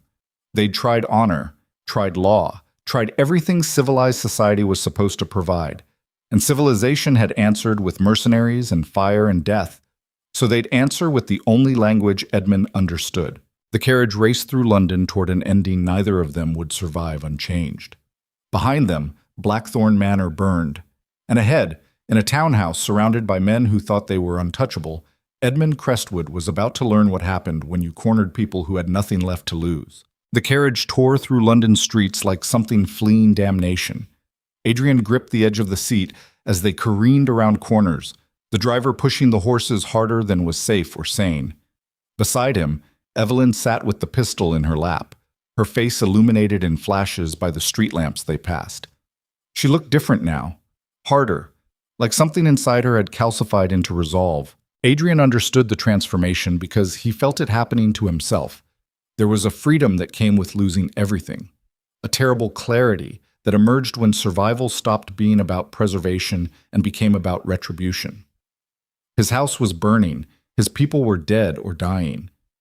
Marcus had sacrificed himself to buy them minutes they were about to spend on something civilization would call murder, and Adrian was starting to call justice. The driver pulled the horses up short in front of a building Adrian recognized, not Edmund's townhouse, the offices of the London Chronicle, the city's most influential newspaper. 3 stories of brick and glass, dark now except for a single light burning on the top floor. Someone was working late. Someone who could spread a story faster than Edmund could suppress it. "Stay here," Adrian told Evelyn. "No, this part doesn't require both of us." Neither did holding the manor, but you were ready to split up then. She checked the pistol with movements that suggested she'd learned to handle weapons somewhere in her past. "We're past the point of protecting each other, Adrian. Now we just move forward until this ends." She was right. Protection was a luxury for people who still had something to protect. They climbed out of the carriage, and Adrian approached the locked door. He could pick it or break it. Breaking was faster. He drove his elbow through the glass panel beside the handle, reached through and unlocked it from the inside. The sound of shattering glass echoed down the empty street, but no one came. London at 3 a.m. belonged to ghosts and criminals, and people too desperate to care which category they fell into. They climbed the stairs to the top floor. The light Adrian had seen came from an office at the end of the hall. Through the frosted glass, he could make out a figure hunched over a desk, working by lamplight. He knocked once. The figure looked up, startled. "We're closed," a voice called out. "Come back during business hours." Adrian pushed the door open. The man at the desk half stood, alarm spreading across his face. He was maybe 40, ink-stained and exhausted, with the look of someone who'd spent his life chasing stories that mattered. His name was Richard Ashford. Adrian had met him twice before at social functions where journalists mingled with nobility, hoping to catch scandal or favor. "Blackthorn," Ashford said. His eyes went to Evelyn, to the gun in her hand, back to Adrian's face. "What are you doing here?" "Giving you the story of your career." Adrian moved into the office. Behind him, Evelyn closed the door and leaned against it. Edmund Crestwood orchestrated the murder of his brother Thomas 30 years ago to secure an inheritance. He spent 3 decades eliminating anyone who could challenge his claim. Tonight, he sent mercenaries to kill me and my wife to silence the last witness to his crimes. Ashford's mouth opened, closed, opened again. "That's an extraordinary accusation. It's the truth." Adrian reached into his coat and pulled out a folder he'd grabbed from the study before fleeing the manor. Inside were copies of everything. Birth certificates, property deeds, witness statements Marcus had collected over the years. Not originals, those were ash now, but enough to point investigation in the right direction. "I have documentation, I have testimony, and I have a house burning 3 miles from here as proof that Edmund is willing to kill to keep this buried." The journalist took the folder with trembling hands. He opened it and began reading, his eyes moving faster and faster across the pages. When he looked up, his face had changed. He wasn't seeing a duke and a commoner with a gun anymore. He was seeing ink and paper and sails. "If I print this," Ashford said carefully, "I'll need corroboration, independent sources who can verify. You'll have them by morning." Adrian's voice was cold. "Because I'm about to force Edmund to confess, publicly, in front of witnesses. And you're going to be one of them. How exactly do you plan to force a confession? Adrian didn't answer. He didn't need to. Ashford's eyes went to the gun in Evelyn's hand, to the blood on Adrian's coat from helping wounded men, to the smoke smell that clung to both of them. Understanding settled over the journalist's face like a shroud. You're going to kill him, only if he doesn't talk. That's not journalism, that's murder. No. Evelyn spoke for the first time, her voice quiet and absolutely certain. Murder is what Edmund did to my mother, what he's been doing for 30 years. We're just balancing the scales. Ashford looked between them. Whatever he saw made him set down the folder and reach for his coat. I'll need my notepad, he said, and a witness of my own, someone who can verify whatever happens next actually happened. Bring whoever you need. Adrian turned toward the door. But understand this, once you step into that carriage, you're part of this. Edmund will come after you the same way he came after us. There's no neutral ground left. There never was. Ashford grabbed his things and called down the hall. A younger man appeared, sleepy and confused. Ashford explained nothing, just told him to get his camera equipment and follow. Within 5 minutes, they were all in the carriage, racing toward Edmund's townhouse, with a journalist and a photographer who were either about to document history or become casualties of it. The ride took 8 minutes. 8 minutes for Adrian to review everything that had brought him to this moment. Every choice, every compromise. Every time he'd told himself he was better than the system he'd been born into while benefiting from every privilege it offered. He'd wanted to be different. Wanted to prove a man could wield power without becoming corrupted by it. But here he was, armed and vengeful, about to extract a confession through threat of violence. And the only thing that separated him from his father was the thin pretense that his cause was just. Maybe it was. Maybe justice and vengeance looked identical when you were the one holding the weapon. Maybe the difference only mattered to people who had the luxury of distance. The carriage stopped 2 houses down from Edmund's townhouse. Adrian could see lights burning in the windows, could see shadows moving behind curtains. The mercenaries who'd attacked Blackthorn Manor would be returning soon if they hadn't already. That gave them minutes, not hours. Everything that happened next had to happen fast. Here's how this works, Adrian said to Ashford. We go in. We confront Edmund. I ask him questions and he answers them. You write down everything he says. Your photographer captures everything he does. And when it's over, you publish it all. Every word. Every image. You turn this into something so public Edmund can't deny or suppress it. And if he refuses to answer, then you document what happens next. Ashford swallowed hard but nodded. His photographer looked terrified but checked his equipment anyway. Adrian turned to Evelyn. Last chance to stay behind. Stop asking. They approached Edmund's door. Adrian didn't knock. He tried the handle and found it unlocked. Arrogance or trap? He didn't know and didn't care. They walked inside. The entry hall was marble and mahogany, expensive and cold. Voices came from a room to the left. Adrian moved toward them with Evelyn beside him and the journalist trailing behind like witnesses to an execution. The room was a study. Edmund sat behind a massive desk, 3 men standing around him. Not mercenaries. These were the people from the list Marcus had shown him. The magistrate, the police commissioner, the judge. All of them were here, all of them complicit, all of them looking up in shock as Adrian walked through the door with a gun. Get out, Adrian said to the officials. They didn't move, looked at Edmund for guidance. The old man's face had gone pale, but his voice stayed steady. You're trespassing, Blackthorn. I'll have you arrested. With what authority? Adrian gestured to the men around the desk. These people? They're already accessories to attempted murder. The mercenaries you sent to kill me torched my house and slaughtered my people. But I got out. And now I'm here. So you can try to arrest me or you can start talking. Edmund's hands gripped the edge of his desk. I don't know what you're talking about. Liar. Evelyn's voice cut through the room. You know exactly what you did. To my grandfather, to my mother, to everyone who threatened your precious inheritance.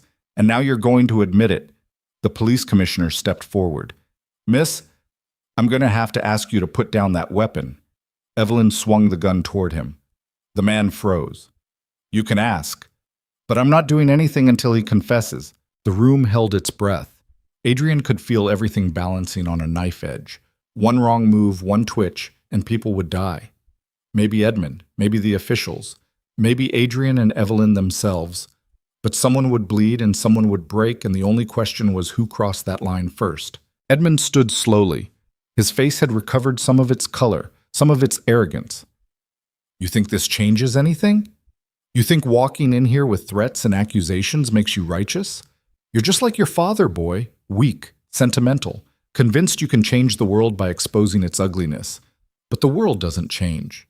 It just swallows people like you and moves on. My father tried to do this legally. Adrian's voice was quiet. Tried to gather evidence, build a case, trust the system to deliver justice. And the system protected you. Let you kill him before he could testify. So I'm not trusting the system. I'm not playing by rules you've already broken. I'm standing here with a gun and a journalist, and I'm giving you one chance to confess what you did before I stop caring about being better than you. You don't have the stomach for it, don't I? Adrian raised the pistol and aimed it at Edmund's head. His hand was steady. That surprised him. He'd expected to shake, expected some last-minute surge of conscience or humanity. But there was nothing. Just cold calculation and the certainty that this man needed to die whether he confessed or not. The only variable was whether his death would mean anything. Ashford's pen was moving across paper. The photographer's camera was pointed at the scene. Everything was being documented. Everything would be remembered. Adrian just had to pull the trigger, and it would be over. One bullet, one life in exchange for all the lives Edmund had taken. The math was simple. Justice was simple. And yet something held him back. Not mercy, not fear, but the knowledge that once he did this, once he executed an unarmed man in front of witnesses, he would become the monster every aristocrat was accused of being, powerful and violent and answerable to no one. The door behind them burst open.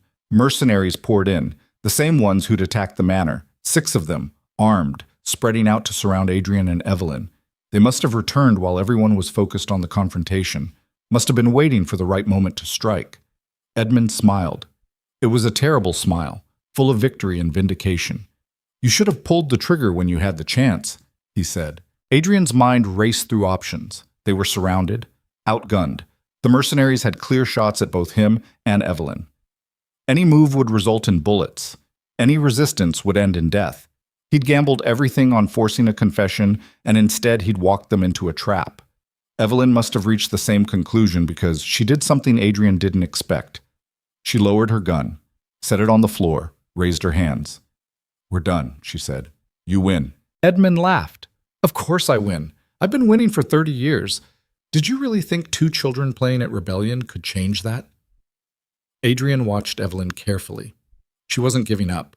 Something in her eyes told him that much. She was calculating, preparing, buying time for something. He didn't know what. Didn't know if he should trust it. But he slowly lowered his own weapon and raised his hands, following her lead. The mercenaries moved in. 2 of them grabbed Adrian, slamming him against the wall. Another 2 seized Evelyn. The remaining pair covered the journalists, making sure they didn't try anything heroic.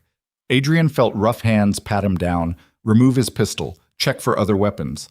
They found the vial Marcus had given him and pocketed it without comment. Edmund walked over to where Evelyn was being held. He studied her face with something like curiosity. You really do look like Margaret, he said. Same eyes, same stubborn pride. She had that same look when I ordered her death.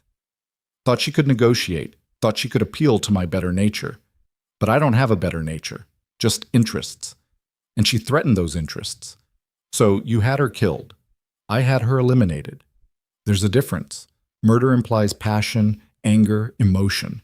I felt none of those things. She was simply a problem that required solution.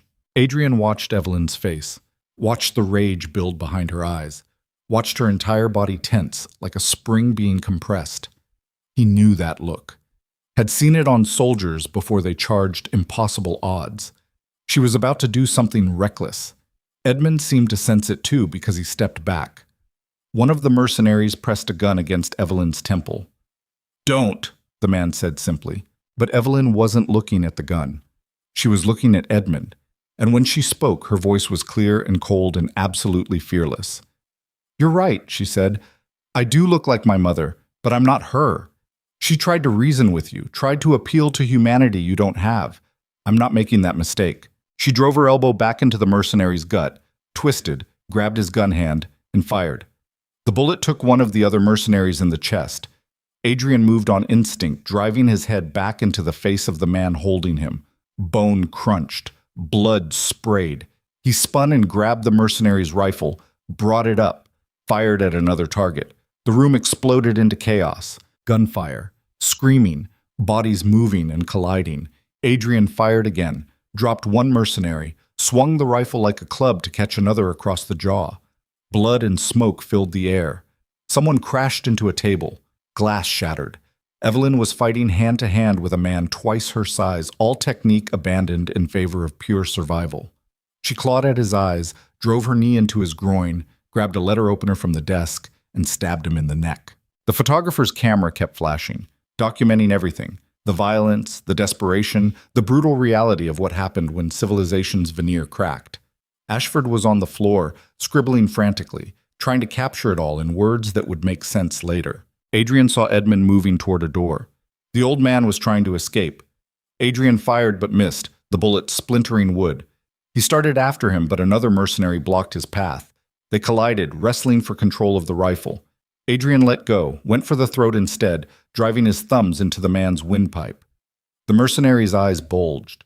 Adrian held on through the thrashing and clawing and desperate attempts to break free. Held on until the man went limp. He looked up. Edmund was through the door, vanishing into the depths of the townhouse. Adrian ran after him, Evelyn right behind. They chased the old man through corridors and rooms, past expensive art and antique furniture, all the accumulated wealth of a bloodline built on murder. Edmund was fast for his age, but fear made him clumsy. He stumbled, caught himself, kept running. They cornered him in a conservatory, glass walls on three sides, plants and flowers everywhere, moonlight streaming through the roof.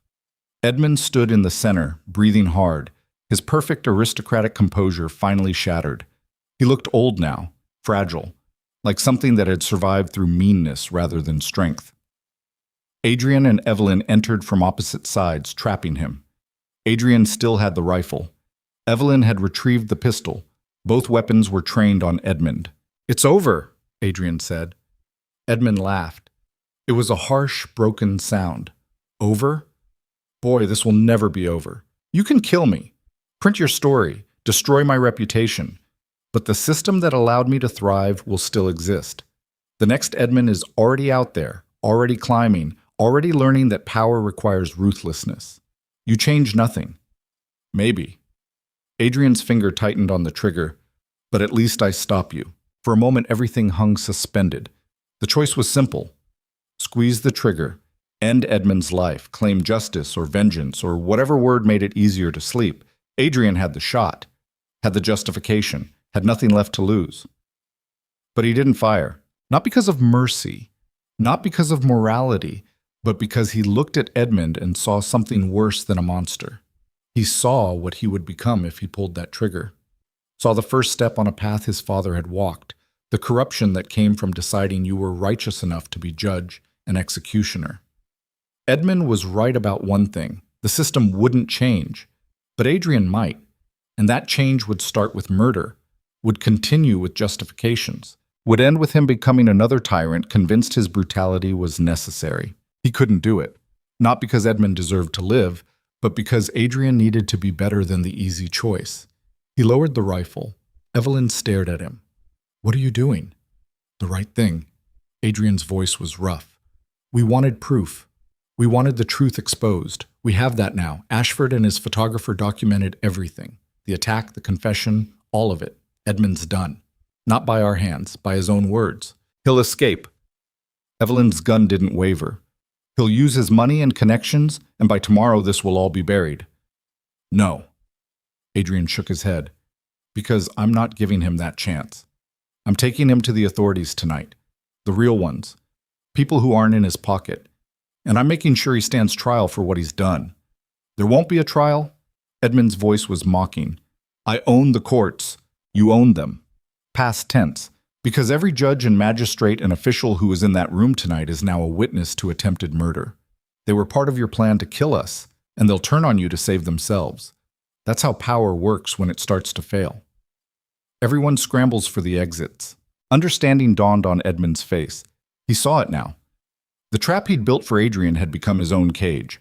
The witnesses he'd gathered to legitimize murdering the Duke had instead documented his own guilt, and the journalists who'd seen everything would spread the story faster than he could contain it. He slumped. All the fight went out of him. For the first time in 30 years, Edmund Crestwood looked defeated. Adrian moved forward and grabbed the old man's arm. "We're leaving, all of us, and you're going to answer for every death, every life you destroyed, every time you chose power over humanity." They walked back through the townhouse. The mercenaries were gone, fled, or dead. The officials were still there, huddled together, realizing too late they'd backed the wrong side. Ashford and his photographer had everything recorded, every moment captured in ink and image, evidence that couldn't be suppressed or denied. Outside, dawn was breaking. London was waking up to a day that would change everything. News would spread. The story would explode across front pages. Questions would be asked and investigations launched, and the carefully constructed lies that had protected Edmund for decades would crumble. Adrian and Evelyn stood on the steps of the townhouse with Edmund between them. Police were arriving, real police, not ones in Edmund's pocket. Ashford was already talking to them, showing them his notes, explaining what he'd witnessed. The photographer's camera kept flashing. It was over. They'd won, not through violence or murder, but through exposure, by dragging the truth into daylight where it couldn't be hidden or ignored. Evelyn turned to Adrian. Her face was exhausted, blood-streaked, but something in her eyes had changed. The rage was still there, but tempered now, transformed into something more sustainable than fury. "Thank you," she said quietly. "For what? For not pulling the trigger. For being better than him." "I'm not better. I just chose differently. That's what better means." They watched as Edmund was led away in chains. Watched the system that had protected him for so long turn against him with the same ruthless efficiency he'd once wielded. Justice wasn't clean or perfect or even entirely satisfying. But it was real, and it was witnessed, and it would echo through every aristocratic family in England as a reminder that power had limits even for the powerful. The sun rose higher. London came alive around them, and Adrian Blackthorne stood beside his wife, his partner, his equal, the woman who'd forced him to be better than his worst instincts, and wondered what came next. The answer arrived faster than expected. A messenger pushed through the crowd and handed Adrian a telegram. He opened it with hands that still shook from adrenaline. Read it once. Read it again. Felt the ground shift beneath him. "What is it?" Evelyn asked. "Marcus." Adrian's voice cracked. "He's alive. He got everyone out before the house collapsed. They're at the secondary estate. Wounded, but alive." Relief hit like a physical blow. Adrian sagged against the railing. They hadn't lost everything. The people who mattered had survived. Marcus, the servants, the household staff, all of them safe because Marcus had planned for contingencies Adrian hadn't imagined. But the telegram had more. A second part that made Adrian's blood run cold. What else? Evelyn was reading his face. "Edmund's son." Adrian looked up. "He's in Parliament, and he's calling for my arrest for unlawful imprisonment and assault. He's mobilizing allies right now. By noon, there will be a warrant for both of us. So we're not done." "No." Adrian folded the telegram. "We're not done." They'd won the battle. Exposed Edmund, survived the night. But the war was just beginning. Edmund's allies wouldn't surrender easily. His son would fight to preserve the family legacy. And every enemy Adrian had made over the years would see this as an opportunity to strike while he was vulnerable. The choice he'd made to pursue justice instead of vengeance had saved his soul but endangered everything else. Now he'd have to defend that choice against people who understood only power and violence. He'd have to prove that doing the right thing didn't make you weak. That mercy wasn't the same as surrender. Adrian took Evelyn's hand. Her grip was strong, certain, unafraid. "Together?" he asked. "Always." They walked down the steps into the rising sun, into a future that promised nothing but more battles, more choices, more moments where survival would require them to decide who they were and who they refused to become. The mansion behind them still smoldered. The enemies ahead gathered strength, and between those 2 points stood a duke and a duchess who'd lost everything except each other, and the conviction that some fights were worth having even when you couldn't win. Especially when you couldn't win. Because that's when character mattered most. When the outcome was uncertain, and the cost was high, and the easy path beckoned with promises of safety through compromise. That's when you discovered what you were made of. Whether you were the kind of person who bent to pressure or the kind who held the line no matter what it cost. Adrian and Evelyn had held the line. Now they'd see if London would respect them for it or destroy them. The city waited, and so did they. The parliamentary chamber felt like a courtroom designed by someone who understood theater better than justice. Vaulted ceilings, dark wood paneling, rows of seats arranged in judgment. Adrian stood in the center of it all with Evelyn beside him and felt the weight of every eye in the room pressing down like physical force. This was where empires were built and destroyed, where words carried the authority of law, where men decided the fates of other men based on politics disguised as principle. Edmund's son Geoffrey stood across from them, his face a younger version of his father's cruelty. He'd spent the last 3 days mobilizing support, calling in favors, constructing a narrative where Adrian was the villain and the Crestwoods were victims of a conspiracy. The story was already spreading through London's upper classes. The Duke who'd married a commoner in secret, the accusations of murder based on falsified evidence, the violent assault on an elderly lord. Geoffrey was good, better than Adrian had expected. He'd taken his father's crimes and transformed them into martyrdom, and half of Parliament seemed willing to believe him. The Speaker called the session to order. The chamber fell silent except for the rustle of papers and the clearing of throats. Adrian felt Evelyn's hand brush against his, a small gesture of solidarity that no one else would notice. They'd prepared for this moment, spent 72 hours with lawyers and allies building their defense, gathering witnesses. But preparation only carried you so far when the system was designed to protect people like the Crestwoods. Geoffrey spoke first. His voice was measured, reasonable, the kind of tone that made lies sound like common sense. He painted a picture of his father as a pillar of society, a man who'd served England faithfully for decades, now facing baseless accusations from a duke whose judgment had been compromised by an ill-advised marriage to a woman of questionable background. He described the attack on Edmund's home as proof of Adrian's instability, showed medical reports of Edmund's injuries, called witnesses who testified to seeing Adrian armed and threatening. It was masterful. Every word carefully chosen, every fact twisted just enough to change meaning without technically lying. Adrian watched members of Parliament nod along, saw them accepting the narrative because it was easier than questioning one of their own. This was how power worked when you understood the game. You didn't need truth. You just needed consensus. When Geoffrey finished, the Speaker turned to Adrian. "Your Grace, you may present your defense." Adrian stood. He'd written a speech, rehearsed it with Evelyn, refined every word for maximum impact. But standing here in this chamber full of men who'd already decided his guilt, the prepared words felt hollow. So he abandoned them and spoke from something rawer. "Everything Geoffrey said is true," Adrian began. "I did attack his father. I did threaten him with violence. I did break into his home armed and angry. And I'd do it again. Because the alternative was allowing a murderer to continue destroying lives to protect his inheritance." Murmurs rippled through the chamber. This wasn't how defense was supposed to work. You denied, deflected, found technicalities.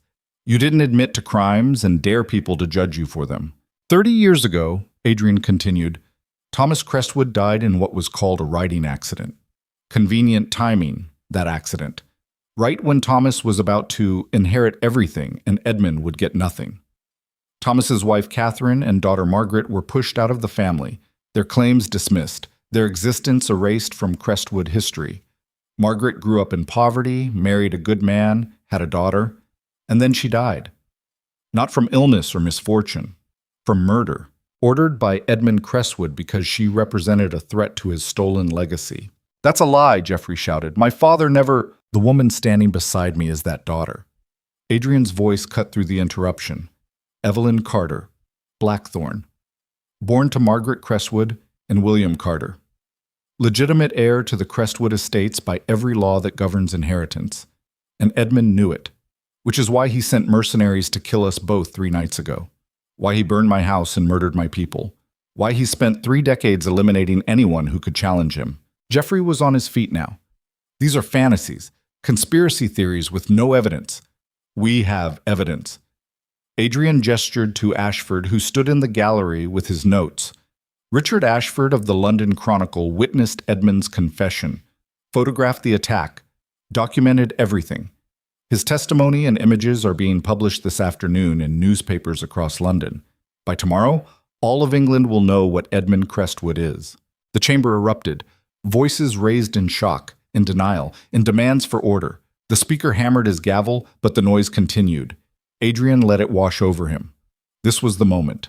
The point where truth and power collided, and the outcome depended on which one the people in this room valued more. The speaker finally restored order. His face was grave, troubled. "These are serious accusations, Your Grace, but they require serious proof. Testimony from a journalist is not sufficient. Then hear it from me." The voice came from the back of the chamber. Every head turned. Marcus Wren walked down the center aisle, his clothes still bearing smoke stains from Blackthorn Manor, his face bruised from the fighting. He looked like something that had survived an apocalypse through sheer refusal to die. Adrian felt his throat tighten. Marcus should have been resting, recovering, but here he was, walking into the heart of enemy territory because that's what loyalty looked like when it wasn't transactional. Marcus reached the center of the chamber and turned to address the assembly. "My name is Marcus Wren. I've served the Blackthorn family for 40 years. I was advisor to Adrian's father and now to Adrian himself. And I was there the night Edmund Crestwood confessed to ordering Thomas Crestwood's death." The silence was absolute. Marcus continued, his voice steady and implacable. "I've spent 3 decades investigating that death, collecting evidence, tracking witnesses, and I can prove beyond any doubt that Edmund arranged his brother's murder. I have testimony from the stable hand who sabotaged the saddle, financial records showing payments to the man who did it, letters between Edmund and his co-conspirators discussing how to ensure Thomas died without suspicion. All of it documented, all of it verifiable." He produced a leather case and opened it. Documents spilled out, decades of careful investigation laid bare for everyone to see. Marcus began distributing them to the nearest members, who passed them along row by row. Adrian watched understanding dawn on face after face as they read the evidence they'd claimed didn't exist. Geoffrey's composure cracked. "Those documents are forgeries, manufactured to... They're notarized." Marcus's voice was cold. "Authenticated by 3 separate experts, cross-referenced with public records. You can claim forgery all you want, but the facts remain facts regardless of how inconvenient they are for your family." The tide was turning. Adrian could feel it.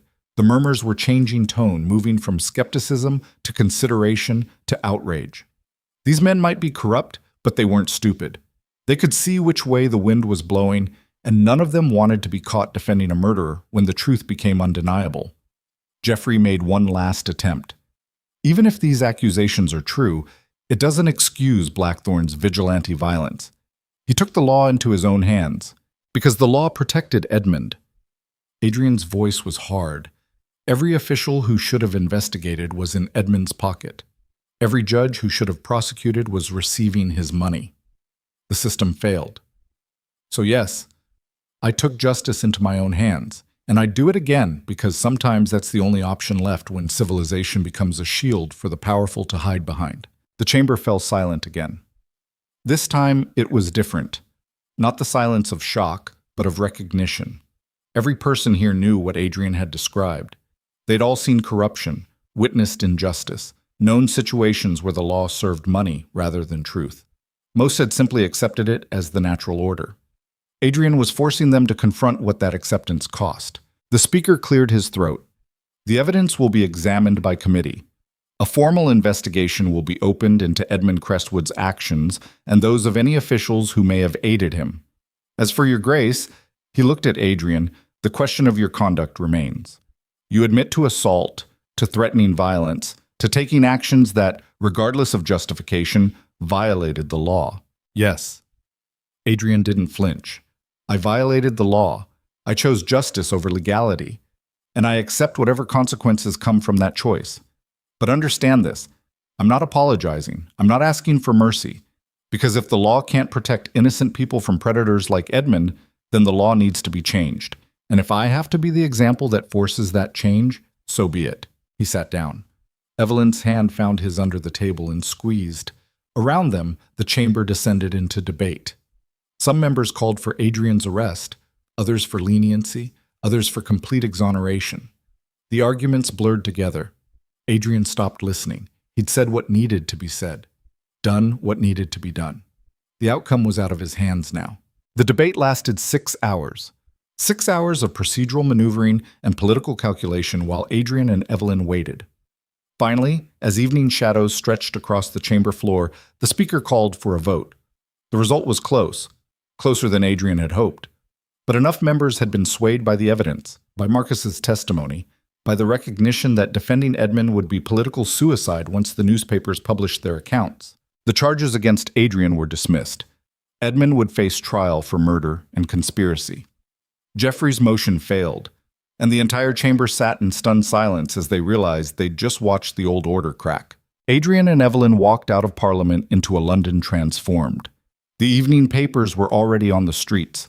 Ashford's story plastered across every front page. Crowds had gathered outside, some cheering, others angry, all of them wanting a piece of the spectacle. Adrian kept moving, Evelyn beside him, Marcus clearing a path. They reached their carriage and climbed inside, pulling away as the mob pressed closer. Inside the carriage, none of them spoke. They'd won, but it felt less like victory and more like exhaustion. The kind that came from fighting so hard for so long that even triumph couldn't erase the weight of everything it had cost. The secondary estate where Marcus had taken the staff was smaller than Blackthorn Manor, but no less elegant. It sat on the outskirts of London, far enough from the city to feel like sanctuary. They arrived after dark to find the household staff waiting. These were the people Adrian had thought dead. Seeing them alive, whole, greeting him with relief and loyalty, it broke something inside him that had been holding rigid since the attack. He stood in the entrance hall and let the reality of survival wash over him. They'd lost the manor, but saved the people. Lost wealth, but kept integrity. Lost comfort, but found something more durable. He didn't have words for what that something was. It existed somewhere between vindication and trauma, between justice and the hollowness that came after violence. Marcus approached and placed a hand on Adrian's shoulder. "You did well," the old man said quietly. "Better than your father. Better than I expected. I became everything I said I wouldn't. No. You became what you needed to be. There's a difference. Is there?" Marcus didn't answer, just squeezed Adrian's shoulder once and moved away to coordinate with the staff. Adrian stood alone in the hall and wondered if he'd ever feel clean again. If the things he'd done and almost done would ever stop replaying in his mind. If choosing the right path left scars even when you walked it successfully. Evelyn found him an hour later in the library. She'd changed into simpler clothes, washed away the grime of the last few days. She looked younger like this, less like the warrior she'd become and more like the woman she might have been in a different life. "Can't sleep?" she asked. Adrian shook his head. He was standing by the window, watching the grounds fade into darkness.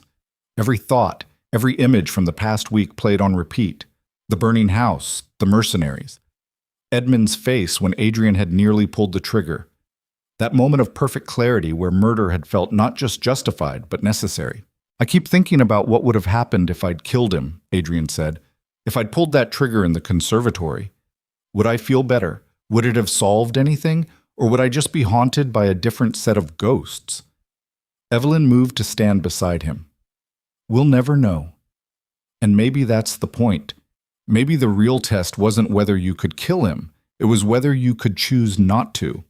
That's a generous interpretation. It's the truth." She turned to face him fully. "You want to know what I see when I look at you? Not a monster, not a saint. Just someone who tried to do the right thing in a situation designed to have no right answers, and succeeded more than you realize. At what cost? Does it matter?" Her voice was soft but firm. "Some things are worth the price. Justice for my mother. Safety for people who couldn't protect themselves. Proving that power doesn't have to mean cruelty. Those things matter, Adrian. And you made them happen, by violating everything I claimed to believe in. No. By choosing which beliefs mattered most when they conflicted. That's not hypocrisy. That's being human." Adrian studied her face. Found something there he hadn't expected to see. Not just loyalty or shared trauma, but understanding. The kind that came from walking through fire together and emerging changed, but not destroyed. She knew what he'd done because she'd been there for all of it.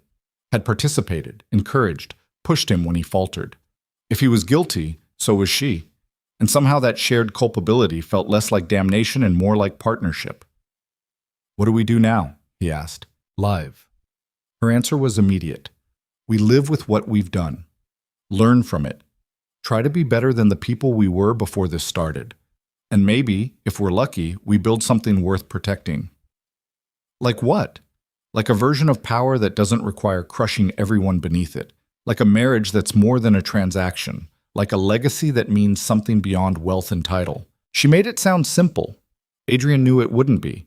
Knew the next months and years would bring challenges they couldn't anticipate, enemies they hadn't identified, consequences for choices they'd thought were over. But standing here in this borrowed house with this woman who'd become necessary to his survival, he felt something unfamiliar stir.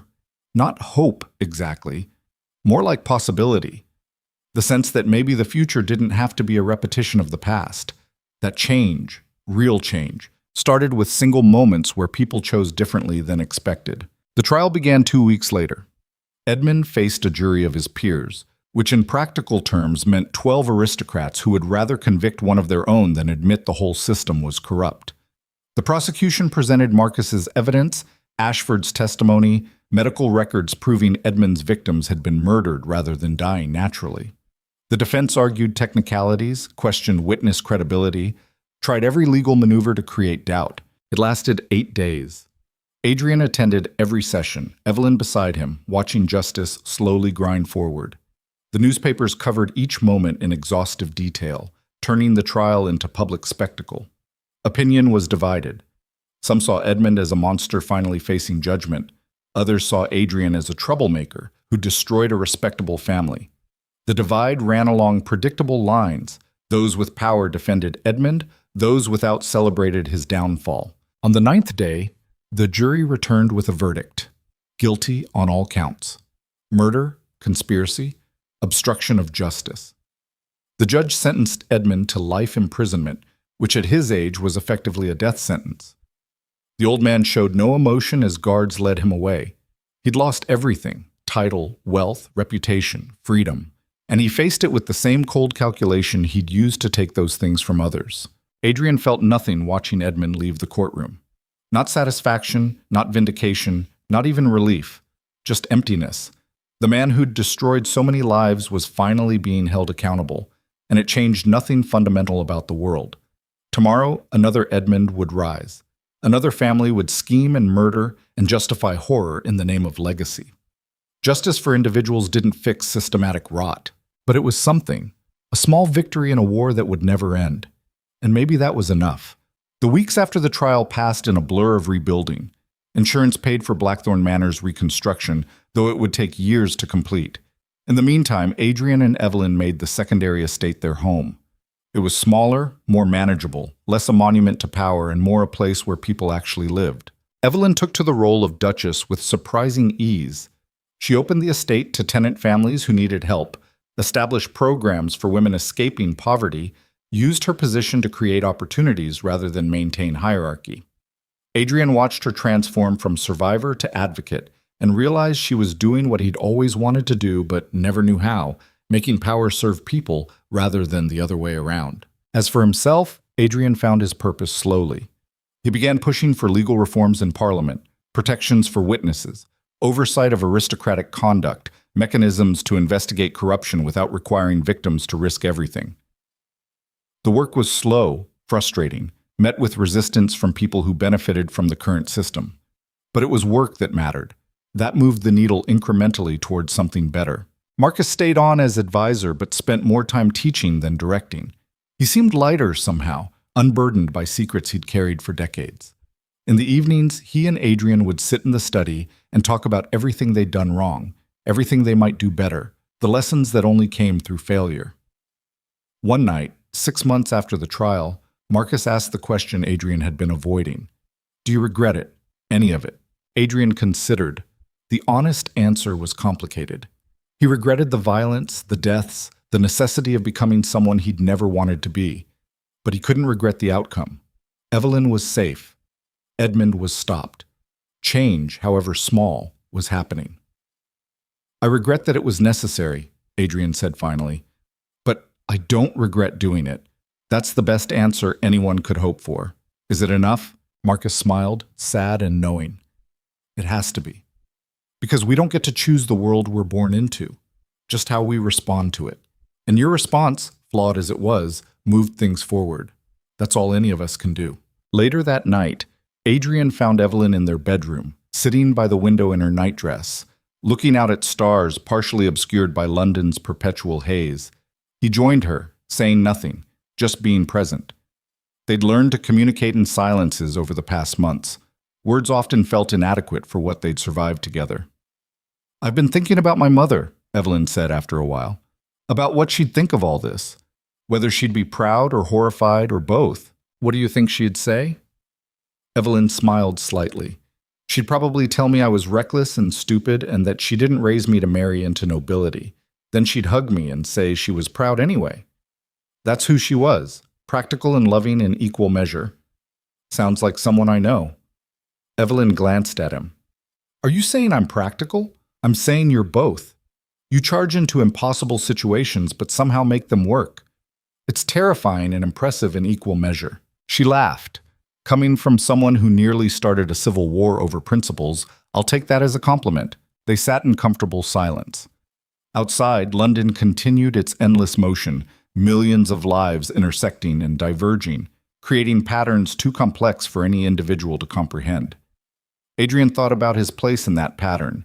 One small point of light in an ocean of humanity, but a point that had chosen to shine rather than fade.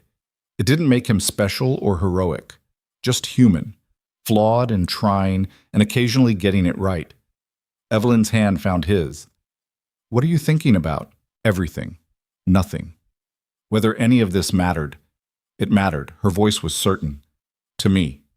To the people we helped. To everyone who saw what happened and realized they could fight back too. Don't discount that just because we didn't fix everything. I know, it's just... Sometimes I wonder if we traded one kind of corruption for another. If in trying to destroy Edmund, we became the next generation of tyrants. We didn't. Evelyn turned to face him fully. You want to know how I know? Because tyrants don't question themselves. Don't lose sleep wondering if they did the right thing. Don't spend months pushing for laws that limit their own power. You're not perfect, Adrian. Neither am I. But we're trying. And that trying is what separates us from people like Edmund. The words settled something inside him. Not completely. Adrian suspected he'd carry doubt for the rest of his life. But enough to breathe easier. Enough to believe that maybe the struggle was worth it, even when the results were mixed. A year after the trial, Adrian and Evelyn returned to the ruins of Blackthorn Manor. Construction was underway but far from complete. The shell of the building stood skeletal against the sky, stripped of everything that had made it imposing. They walked through what used to be the entrance hall, their footsteps echoing in the emptiness. This used to terrify me, Evelyn said. Walking into this house the first time, everything about it screamed power and privilege and exclusion. I felt like an intruder in my own life. And now? Now it's just a building. Wood and stone. No different from any other structure except for the memories we assign it. She kicked at a piece of charred wood. Maybe that's the real lesson in all this. That power is just stories we tell ourselves about what matters, and we can change the story anytime we want. Adrian looked up at the exposed rafters, at the sky visible through gaps in the roof. She was right. This house had seemed eternal, unassailable, a monument to everything the Blackthorn name represented. But it had burned, could be destroyed, would be rebuilt into something different because the old version was gone forever. Maybe that was the point. Maybe change required destruction first. Not the violent kind that Edmund had practiced, but the necessary kind that cleared space for new growth. The Blackthorn name would continue, but it would mean something different now. Not because Adrian had inherited a title, but because he'd chosen to reshape what that title represented. They walked the grounds for another hour, making plans for the reconstruction. Not a return to what had been, but something new. More open, less fortress-like, designed for people rather than intimidation. It would take years and cost more than Adrian wanted to calculate, but it felt like the right investment. Not in preserving the past, but in creating a future worth living in. As they prepared to leave, Evelyn stopped and looked back at the skeletal structure. Do you miss it? The old house, the old life? Adrian considered. Parts of it. The certainty, mostly.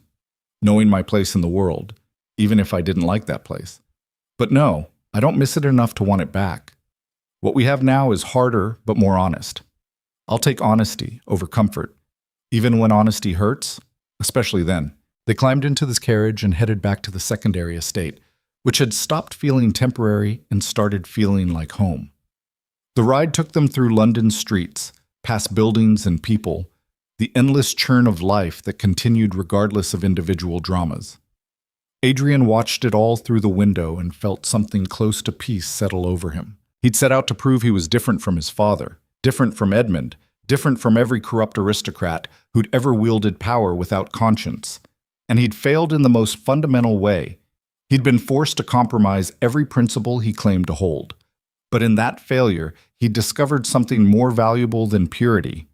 He'd found limits, the line where ideals met reality and had to be negotiated rather than imposed.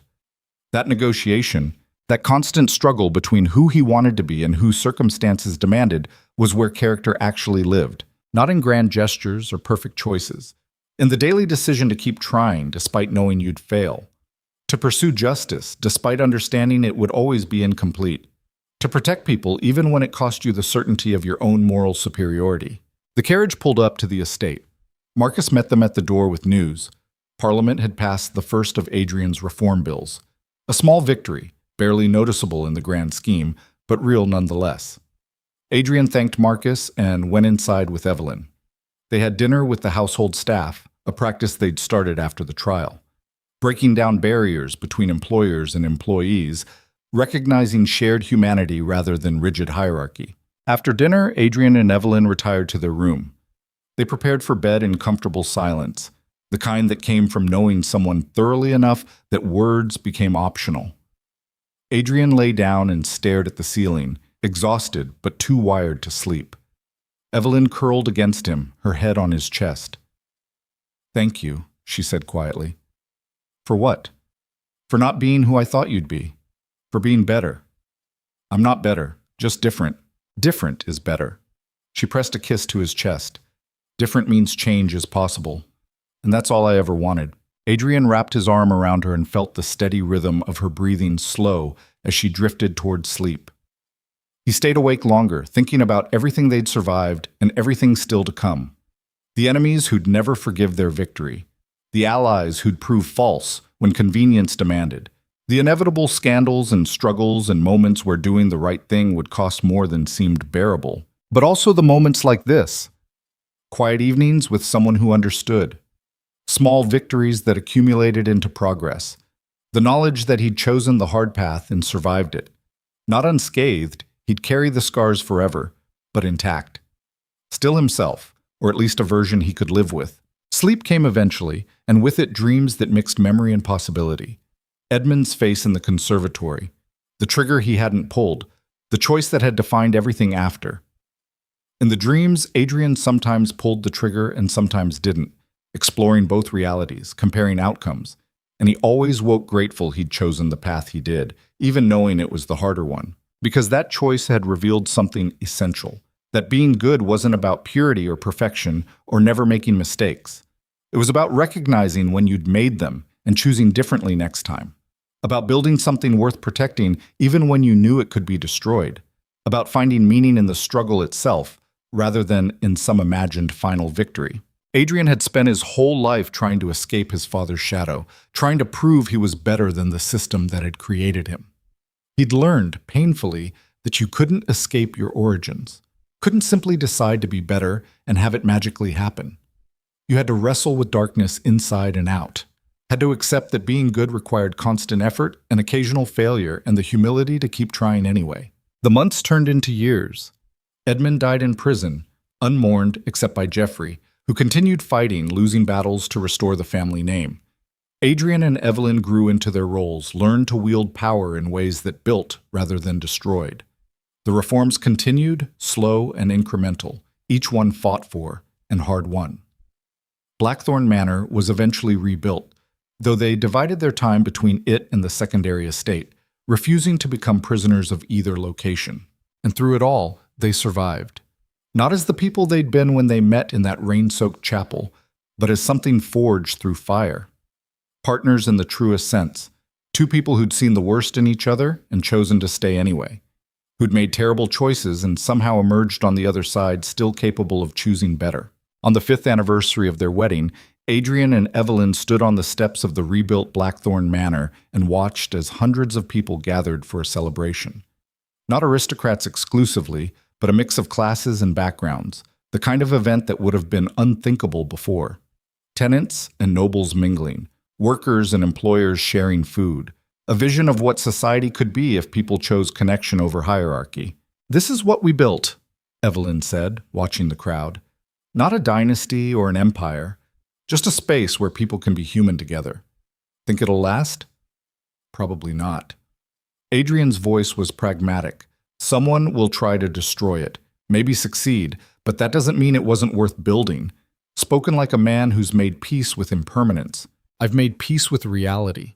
The world doesn't give you permanent victories, just moments where things are better than they were, and the responsibility to create as many of those moments as possible before it all falls apart again."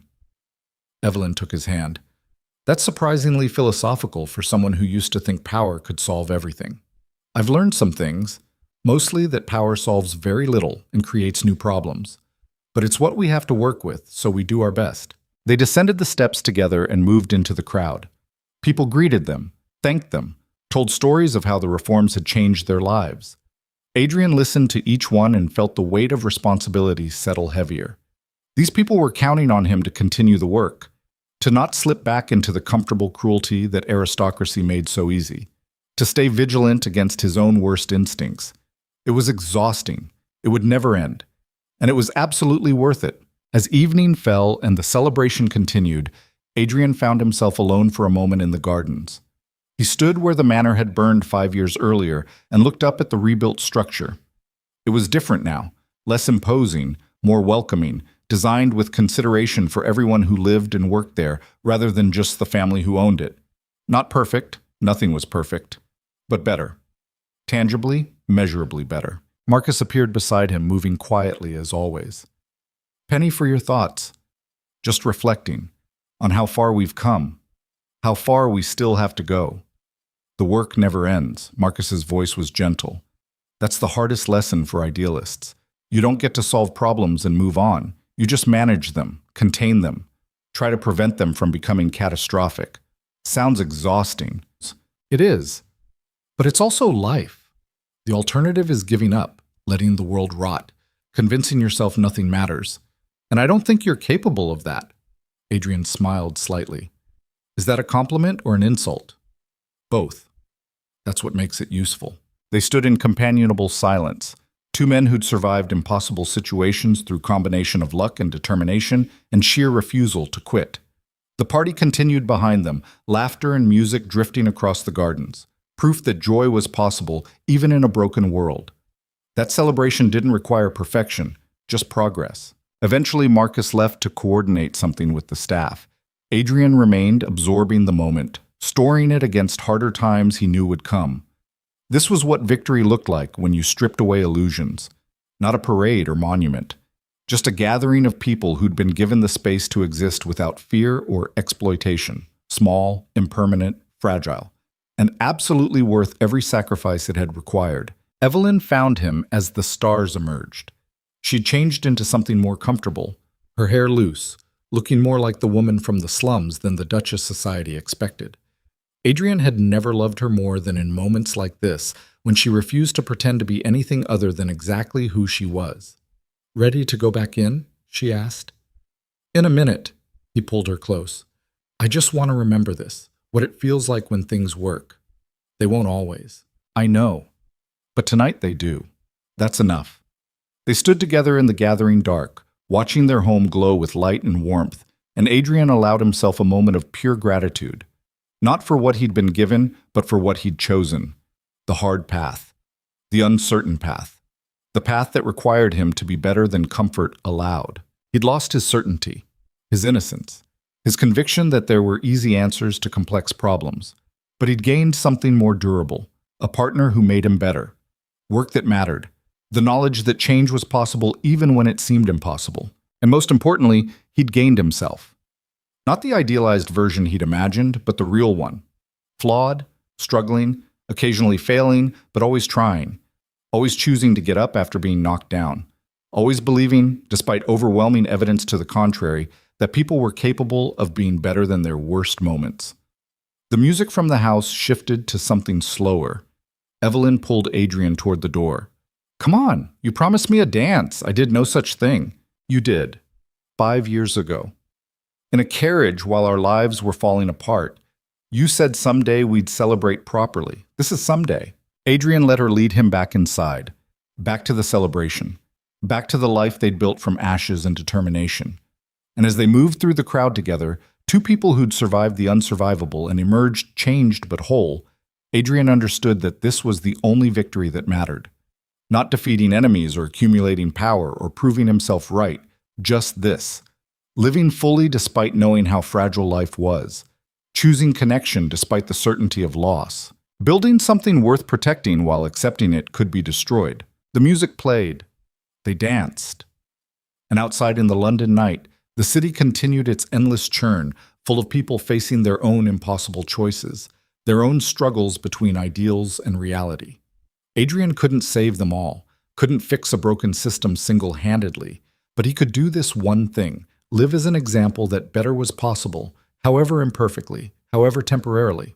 And as the celebration stretched into night, and Evelyn laughed in his arms and the manor glowed with warmth, Adrian finally understood what Marcus had been trying to teach him all along, that the work never ended, that victory was measured in moments, not monuments, that being good required choosing it over and over, daily, hourly, in small decisions that no one would remember but that accumulated into a life worth living. He'd thought marrying Evelyn would be a transaction, a strategic move in a game he didn't want to play.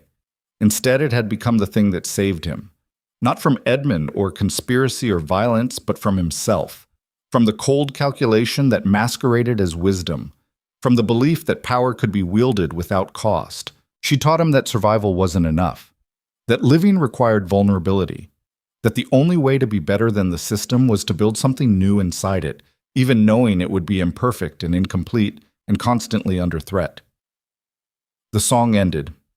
Another began. Adrian and Evelyn stayed on the floor, moving together in the timeless rhythm of two people who'd learned to trust each other with their worst selves, and somehow found grace in that honesty. This is enough, Adrian thought.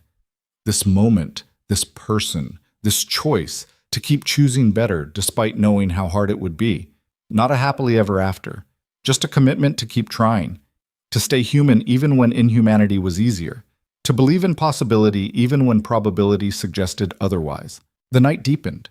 The celebration continued, and in the rebuilt manor that stood as testament to both destruction and renewal, Adrian Blackthorne held his wife and felt, for the first time in his life, that he was exactly where he belonged.